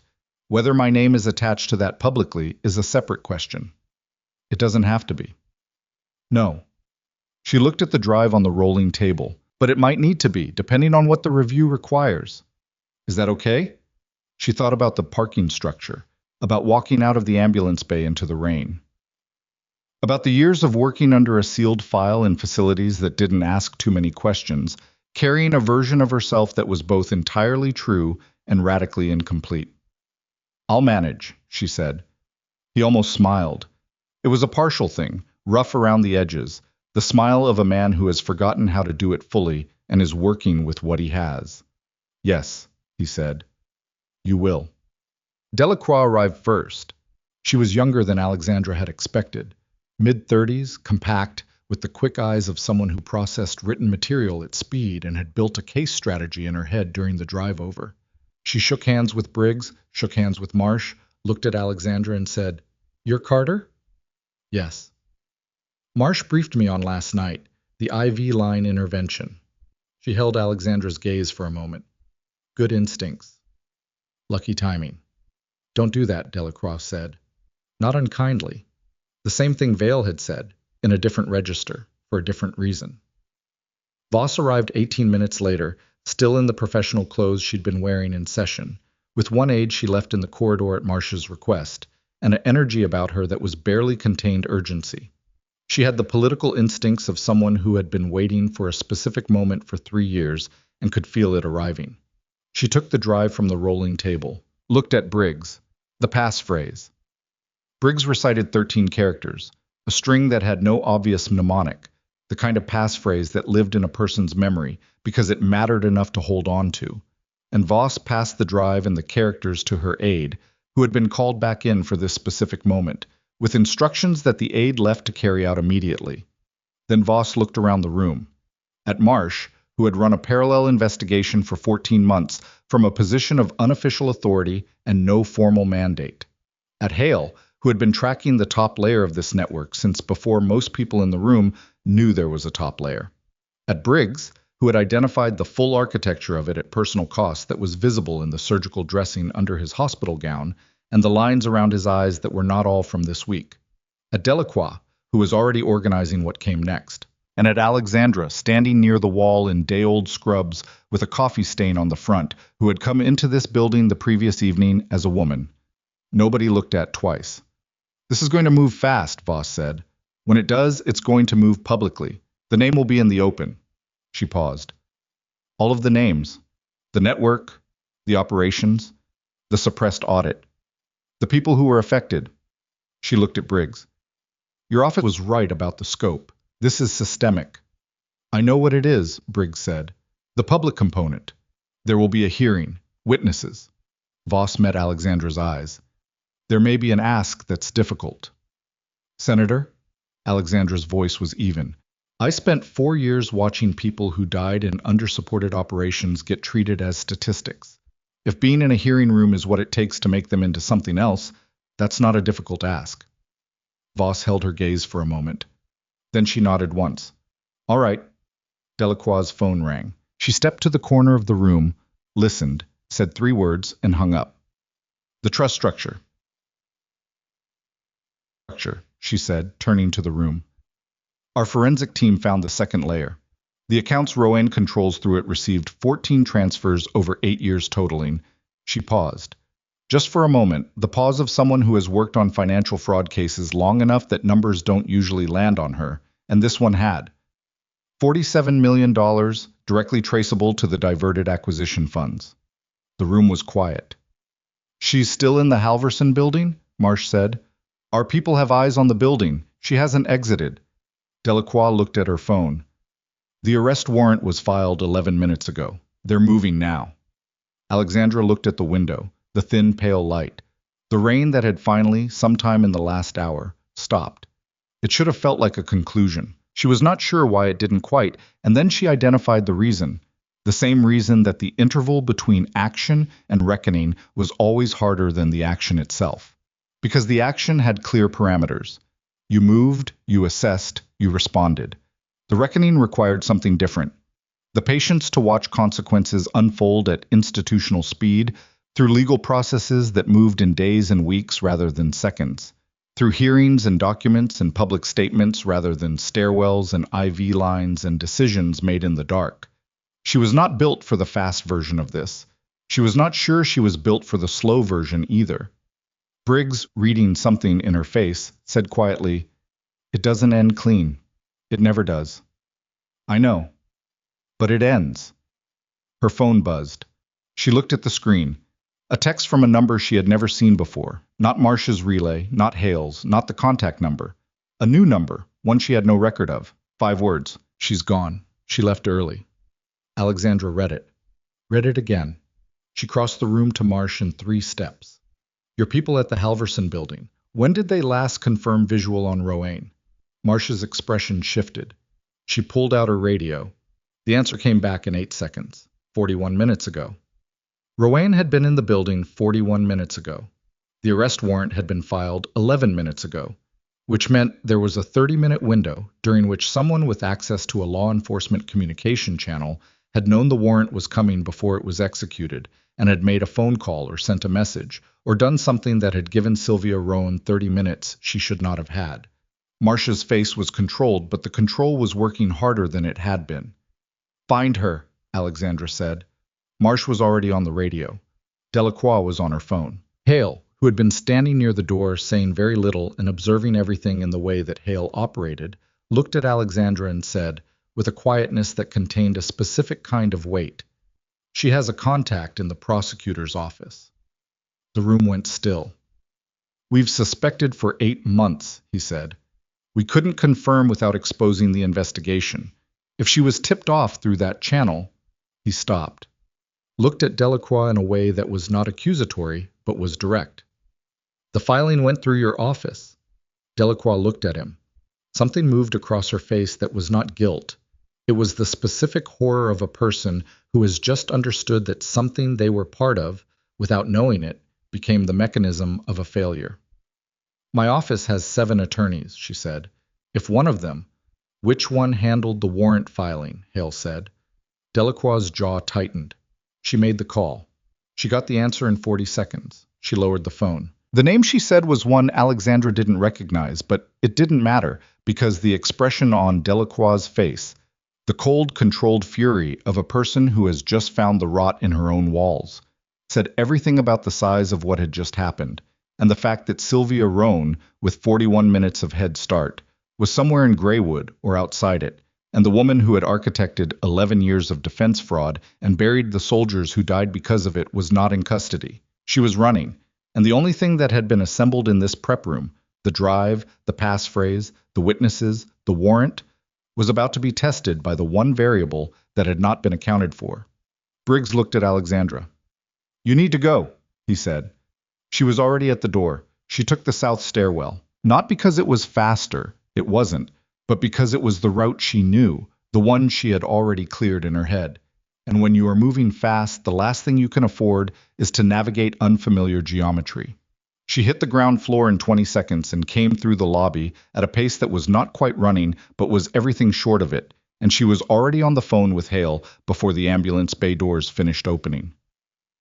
"She has a 41-minute lead," Alexandra said. "What does she have access to?" "Her own vehicle, a service sedan registered to a consulting firm. Driver's license, 3 known aliases with corresponding documents. We identified them 8 months ago and didn't move on them because moving on them would have shown our hand." A pause that carried its own weight. "A property in Dunmore County, 40 minutes east of Graywood, registered to a subsidiary of the trust structure. We didn't flag it as a flight resource because we didn't think she'd have warning." "She had warning." "Yes." "Is anyone moving on the property?" "I'm coordinating now. Kelman's people plus federal marshals. 12 minutes out." "I'm 6, she said. "Alexandra, send me the address." A pause. Then, "You're not armed." "Send me the address, Donovan." She heard him make a decision in the 2 seconds of silence that followed. Whatever calculation he ran, it came out in her favor. Maybe because she had earned it. Maybe because he understood that telling her to stand down was not a conversation that would resolve quickly. Maybe simply because she was already outside and moving and the arithmetic was clear. The address came through as a pin on her phone. She crossed the parking structure at a run, got into Hale's dark blue sedan. He had left the keys in the cup holder, which told her he had anticipated this, and pulled out of the structure into the gray morning streets of Graywood before the phone had finished loading the route. 40 minutes of highway east of Graywood, the landscape changed. The city's density gave way to the kind of space that existed between places. Stretches of wet farmland, tree lines, the occasional structure set back from the road far enough to suggest that whoever built it valued the distance. The rain had left everything dark and saturated, the road surface slick and reflective, the sky a low uniform gray that made the morning feel later than it was. Alexandra drove fast and clean. Not recklessly. She was not performing, she was moving, and there was a difference. And she kept the phone on the seat beside her with the route running and Hale's line open. He updated her at intervals. Marshals 8 minutes out. Kelman's people rerouting from a position south of the property.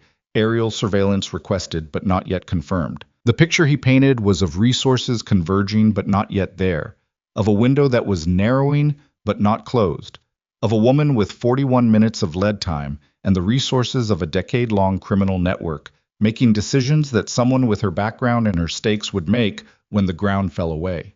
She would not run blind. That was the thing about people like Rowan. They were not reactive. They were architects. They had contingencies because they had spent years building in contingencies.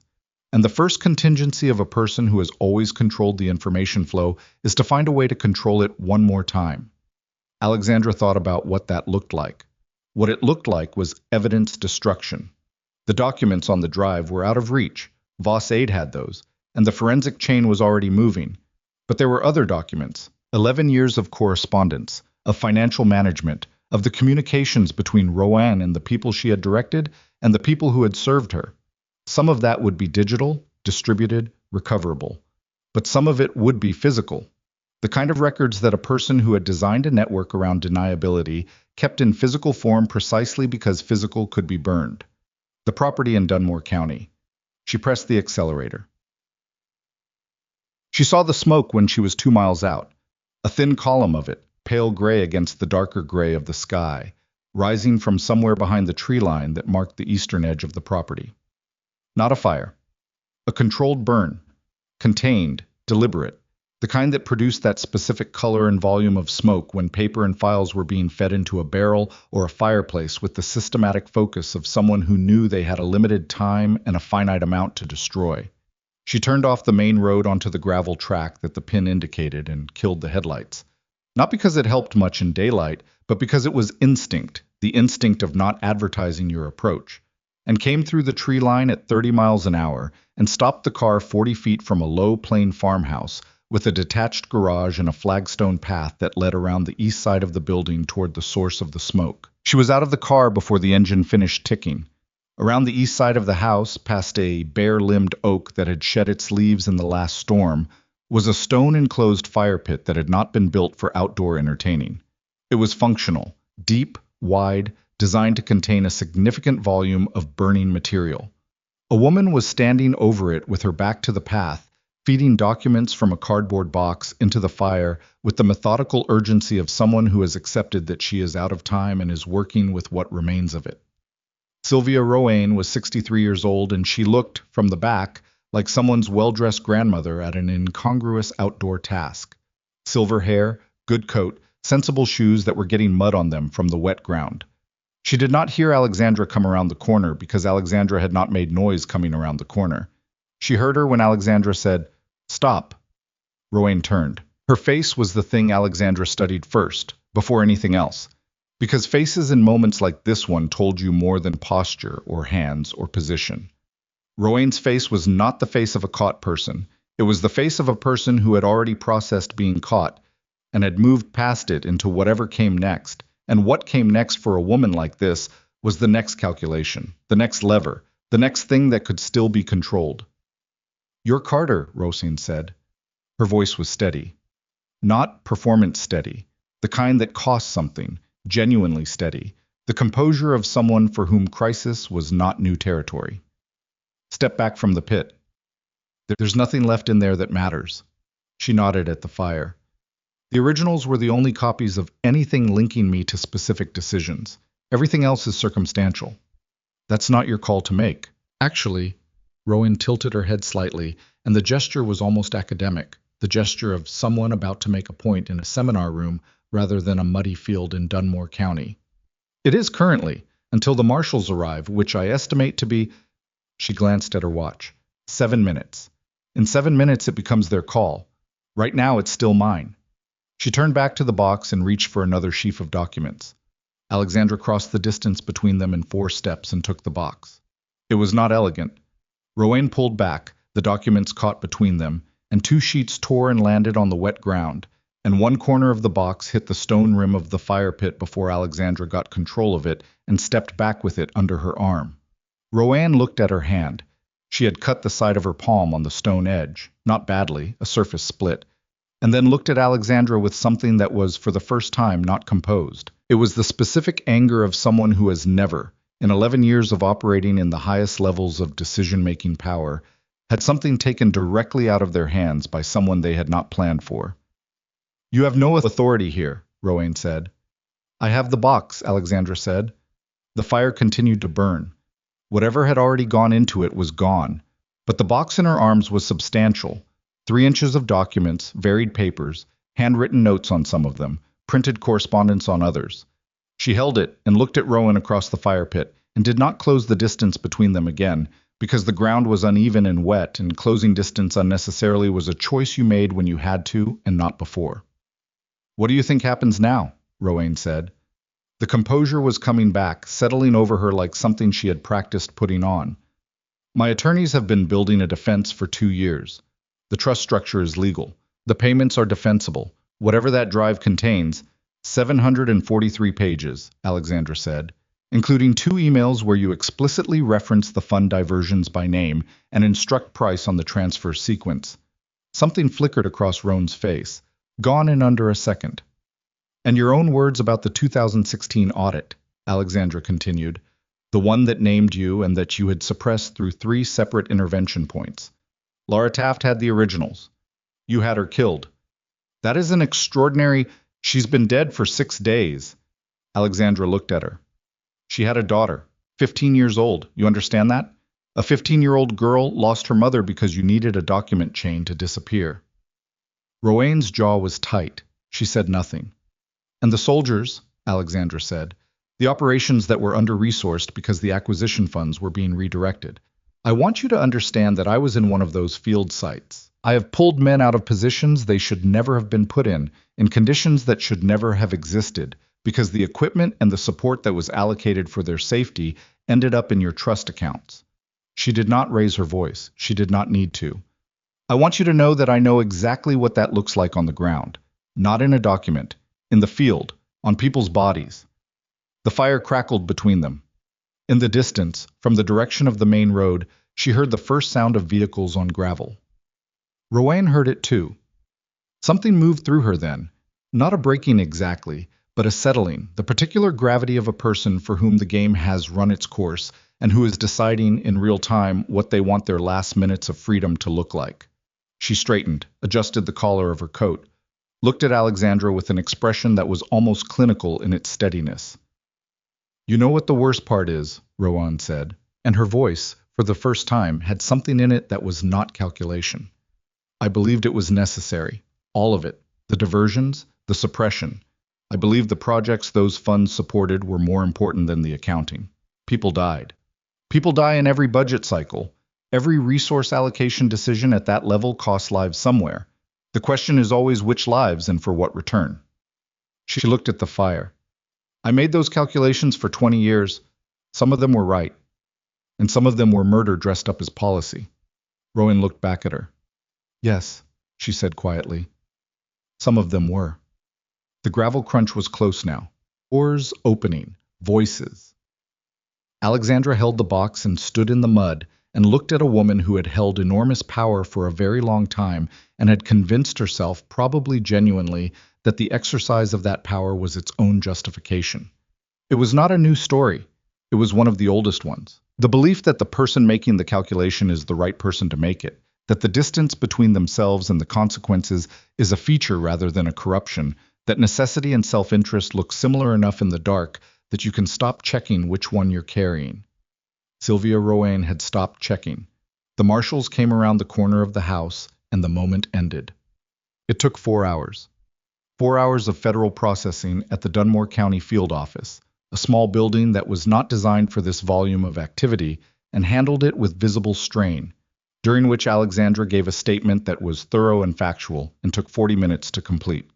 During those 4 hours, Rowan's attorneys arrived and were largely unable to do what attorneys are brought in to do, because the box of documents that Alexandra had pulled from the fire pit contained, among other things, 11 pages of handwritten notes in Rowan's own hand that cross-referenced specific fund transfers with specific operational decisions in a way that no defense argument could reframe as coincidence. It was not the documents from the drive that broke the defense. Those were important. They were the architecture, the formal proof of the financial structure. But it was the handwritten notes that did the specific damage, because handwritten notes are the things people make for themselves. And the things people make for themselves contain the version of events that they actually believe rather than the version they intend to present. In those 11 pages, Sylvia Rowan had recorded the truth of what she had done with the unself-conscious clarity of someone who had never imagined that what she was writing would be read by anyone other than herself. Delacroix, who had driven out to Dunmore with 2 members of her team, read those pages in the field office conference room and said nothing for a long moment after she finished. Then she looked at Alexandra. "You pulled this out of the fire," she said. "Most of it was already gone." "Most isn't all." Delacroix set the pages down. "This is enough. The rest is enough. The case is complete." By midday, the arrest had been formally processed, and Rowan had been transferred to federal custody in Graywood. By 2 p.m., the story had broken, not through a leak, but through Senator Voss, who stood in a corridor of the Senate building and gave a statement to 2 reporters who had been covering the defense procurement investigation for months, and who received the outline of what had happened with the stunned, careful focus of journalists trying not to show how significant they understood the story to be. By 4 p.m., Sylvia Rowan's name was on every major news platform in the country. The story was not clean in the telling. It was not a simple arc of villain and victim. It was what it actually was, a decade plus of institutional failure, of systems that were supposed to catch exactly this kind of corruption and had been specifically manipulated not to, of individuals who had seen parts of the picture and been unable to connect them until now. The reporting reflected that complexity, at least initially, because the reporters who had been covering it understood that the complexity was the story. Gerald Price cooperated fully within 24 hours of Rowan's arrest, which was the fastest cooperation Delacroix had seen in a decade of federal prosecution, and which she attributed, in a call to Marsh, to the particular human talent for abandoning a sinking structure the moment someone else is visibly on it. He gave them additional communications, additional financial records, the names of 4 other individuals connected to the network who were picked up over the following 3 days. Seth Coburn, who had been frightened in that supply closet, and remained frightened, gave a statement that filled in the operational coordination between Price's financial network and Rowan's direction. He was not a sympathetic figure, but he was a useful one, and the law treated those categories as separate. Ferris said nothing. He would likely continue to say nothing. That was his right and his choice, and the case did not require his participation to hold. Why? Alexandra returned to Mercy Crest on the 3rd day, not to work a shift, to collect her things from the locker, and to complete the incident report paperwork that the hospital's administrative department had flagged as outstanding, which was the kind of bureaucratic reality that persisted alongside everything else because institutions did not pause their administrative requirements for events that fell outside their normal parameters. She had slept. Not enough, but more than she'd had in the previous 72 hours, in a hotel room that Marsh's people had arranged, and the sleep had been the deep, non-negotiable kind that the body demands after sustained operational stress, regardless of what the mind intends. She had woken up with the bruise on her shoulder fully established, dark, considerable, the accurate physical record of a night that had required her to use her body in ways that nursing scrubs were not designed for, and had stood in the shower for a long time doing nothing in particular. She felt, walking back through the ambulance bay doors of Mercy Crest, older than she had felt walking through them 3 days ago. Not worse. Just more worn, the way a tool feels after it has been used for the thing it was made for. That was not self-pity, it was just accurate. Britta Solano was at the nurse's station. She saw Alexandra come through the doors and said nothing for a moment, just looked at her with those 25 years of assessment running behind her eyes. "There's coffee," Britta said. "Thank you. I heard about the fire pit. Some of it was already gone." "Some isn't all." Britta handed her a cup. It was exactly what Alexandra needed, and Britta had known this without asking, which was the particular competence of people who paid attention to what was in front of them rather than what they expected to see. "Dr. Vale wants to talk to you." "I know. He's been in his office a lot the last 2 days, which for him is unusual. He's usually moving." Britta looked at her mug. "I think he's been thinking." "Good. Don't be too generous with him." Alexandra looked at her. Britta met the look with something dry and precise. "He gets to feel bad about how he treated you," Britta said. "That's fair. He doesn't automatically get to feel better about it just because he acknowledges it. Those are 2 different things, and he should sit with the first one for a while before you give him the second." Alexandra drank her coffee. "You've thought about this." "I've been the person in this building who got looked past for 16 years, Britta said. "I've thought about it extensively." It was the most personal thing Britta had said to her in 3 days of working together through a crisis, and she said it with the matter-of-fact directness of someone who had processed it thoroughly and was no longer raw about it, but was still, underneath the processing, entirely clear on what it had cost.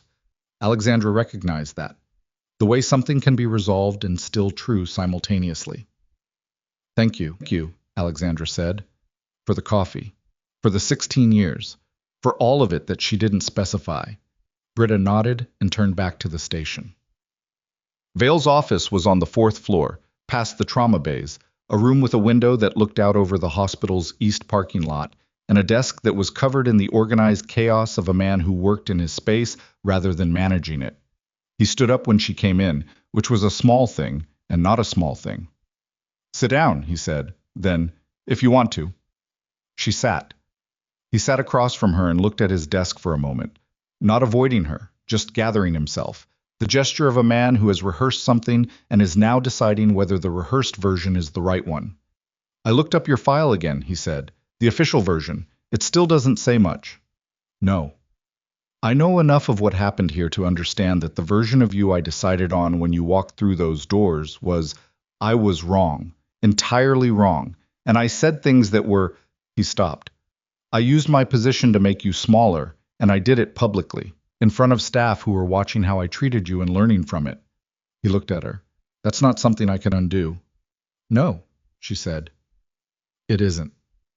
He had clearly expected something more, a softening, an absolution, a version of it's all right that would let him close the loop.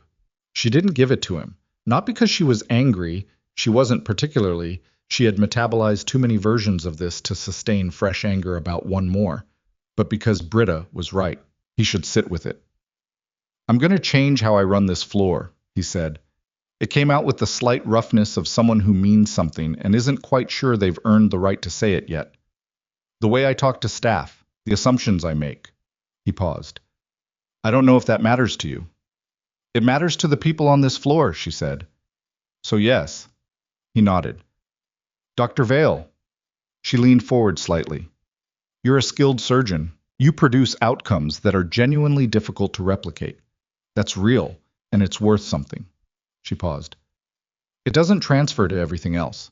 Expertise in one domain doesn't mean authority in another. You know that. You've always known it. You just stopped applying it to yourself. He was quiet for a moment. How do you do that? What?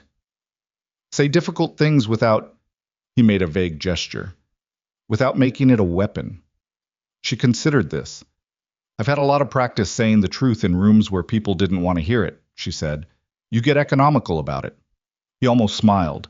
Again, the partial version, the one that didn't quite commit. Are you coming back to the floor? I haven't decided. I hope you do. He said it plainly. I think this floor needs you. She picked up her bag. I think this floor needs better systems and better leadership culture and probably a few conversations that are long overdue. She stood. Whether I'm here or not. She left him with that which was not cruel and was not kind and was simply true. And sometimes the truest thing you can offer someone is the one that doesn't make them feel better and doesn't make them feel worse, but gives them something accurate to work with. The official unsealing of Alexandra Carter's service record happened on a Tuesday, 6 weeks after the night at Mercy Crest. It was not a ceremony. It was paperwork, federal documentation filed through the appropriate channels, processed and approved and recorded, which was the unglamorous reality of how things that were hidden become visible again. She signed the relevant forms in a government office in Graywood, with Hale sitting 2 chairs away, not watching her, just present, which was what she needed. The operational record it revealed was not dramatic in its language. Military documents rarely were. It described, in the clipped formal syntax of official reporting, a classified extraction mission in which Lieutenant Alexandra Carter had demonstrated exceptional tactical judgment under hostile conditions and had been directly responsible for the survival of 3 personnel. It described the commendations that had been quietly filed and then sealed. It described, between the lines of what was formally stated, everything that had been true about her for years, and that precisely nobody in the Mercy Crest Trauma Department had been positioned to see. She read it once, closed the folder, and handed it back. You can keep a copy, Hale said. I know what it says. He looked at her for a moment. The congressional hearing is scheduled for the 14th. I know. Briggs will testify. Voss is chairing. They want you there. I'll be there. He nodded. Then, how are you? It was such a plain question that it took her a moment to receive it as the thing it was. Not tactical, not strategic, just a person asking another person about the condition of their interior life, which was the kind of question she had not been asked often enough in the years she had spent being useful in ways that required her to set the interior life to one side. I'm working on it, she said. That's an honest answer. I try. The hearing on the 14th was not televised in full, but the opening statements were, and the images that circulated afterward were the ones that stuck. Senator Voss at the head of the committee table, her voice controlled and precise as she laid out the scope of an 11-year fraud that had diverted resources from military personnel and resulted in the deaths of soldiers whose families had never received an accurate account of why.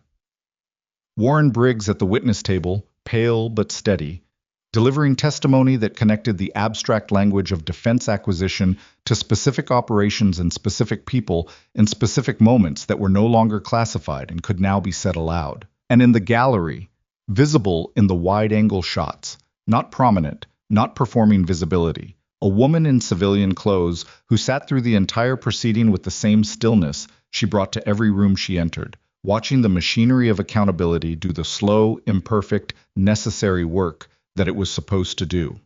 Roanne pleaded not guilty and was denied bail. Her trial was scheduled for the spring. Price's cooperation agreement was formally accepted.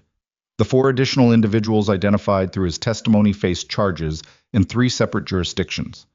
The Defense Acquisition Fund restructuring that had been the technical vehicle for everything was suspended pending a full congressional audit that Voss's subcommittee would oversee.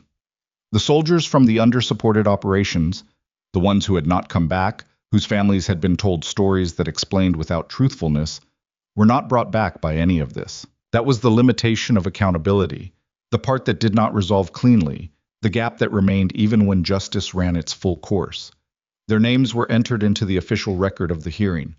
Their families were notified by federal representatives that the full account of what had happened was now available to them. Some of them came to Washington, some of them didn't. Some of them had been carrying partial information for so long that the complete version arrived with a relief that was not separate from its grief. Alexandra understood that. She understood it personally, in the way you understand things that have left marks on you, and she did not try to resolve it into something simpler than it was. She went back to Mercy Crest on the 1st of the month, not under reassignment, not under any operational instruction. She went back because Britta had asked her directly and without ceremony whether she intended to return, and she had thought about it for 2 weeks and decided that the floor needed people who showed up not because they were performing something, but because the work was real and she was good at it, and those 2 facts together were reason enough. She worked the trauma floor. She managed her patients. She did the documentation and the handoffs and the IV placements and the early hours assessments that nobody else was awake to notice. She trained 2 new nurses on arterial line protocol with a directness that was efficient without being unkind, which was the approach she had always taken and which produced in both of them the kind of competence that came from being taught by someone who didn't waste their time. Okonkwo, the second-year resident who had fumbled the IV placement on her first night and who had handled the chaos of that night with genuine steadiness, stopped her in the corridor one morning to say that he had submitted a case study to a nursing and emergency medicine journal based on the incident response model from the night of the power failure, with her name, her full name, her real name, cited as the primary tactical decision-maker. He said it with the slightly nervous directness of someone who wasn't sure if it was the right thing and had decided to do it anyway. "Thank you," she said. "I didn't know," he said, "what you were, what you'd done. I want you to know that I'm sorry I didn't." "You treated me like a colleague," she said. "That's what you owed me." He thought about that. "And the rest of it?" "The rest of it wasn't yours to know." She paused. "But you showed up when it mattered. That's the part that counts." He nodded. He still looked like he wanted to say more, wanted to give the moment a shape that matched its weight. She let him sit with it, the way she had let Vale sit with his version of the same feeling, because sometimes the discomfort of not having words for something important was its own kind of knowledge. You carried it forward, and it changed how you operated. That was enough. What she had learned, what she had always known, but now carried differently, with the specific weight of having proved it again, was this. Power is not loud. The people who actually hold the line are rarely the ones in the center of the room. They are the ones in the corridor, in the stairwell, in the supply closet, running assessments in the dark, while someone with a better title tells them they don't belong. The world runs on the steadiness of people who do the necessary thing without waiting for permission or recognition, who carry enormous competence in forms that nobody has thought to measure, who absorb the small violences of being dismissed and do not let those violences determine the limit of what they offer. It does not make the dismissal acceptable. It does not make the arrogance of people like Vale, in his early version, a thing to be grateful for or forgiven easily. The cost of being invisible in the places where you have the most to contribute is a real cost. It accumulates. It shapes what people believe about themselves and what they allow themselves to reach for, and that damage is not erased by being vindicated at the end. But the vindication mattered. She was clear-eyed enough to say that. The truth surfacing mattered. The names in the record, the families with the accurate account, the network dismantled not cleanly but genuinely, it mattered. Not as a reward, not as compensation, as a consequence. The natural consequence of people who refuse to let the wrong version of events be the final one. She had been one of those people. She would continue to be. That was not a triumphant conclusion. It was just a choice, made again every day, to show up and do the work, and not mistake the difficulty of being underestimated for a reason to become less than what you were. It was, she had decided, enough of a reason. The ambulance bay doors opened on a cold morning in December, and somewhere in the city, the rain that had plagued Greywood for weeks had finally stopped, and the light was the kind that came after sustained bad weather, tentative, thin, but real. And Alexandra Carter walked onto the trauma floor of Mercy Crest Medical Center with a worn military duffel over her shoulder and her badge clipped to her chest, and absolutely no intention of being anything other than exactly what she was. Nobody laughed this time.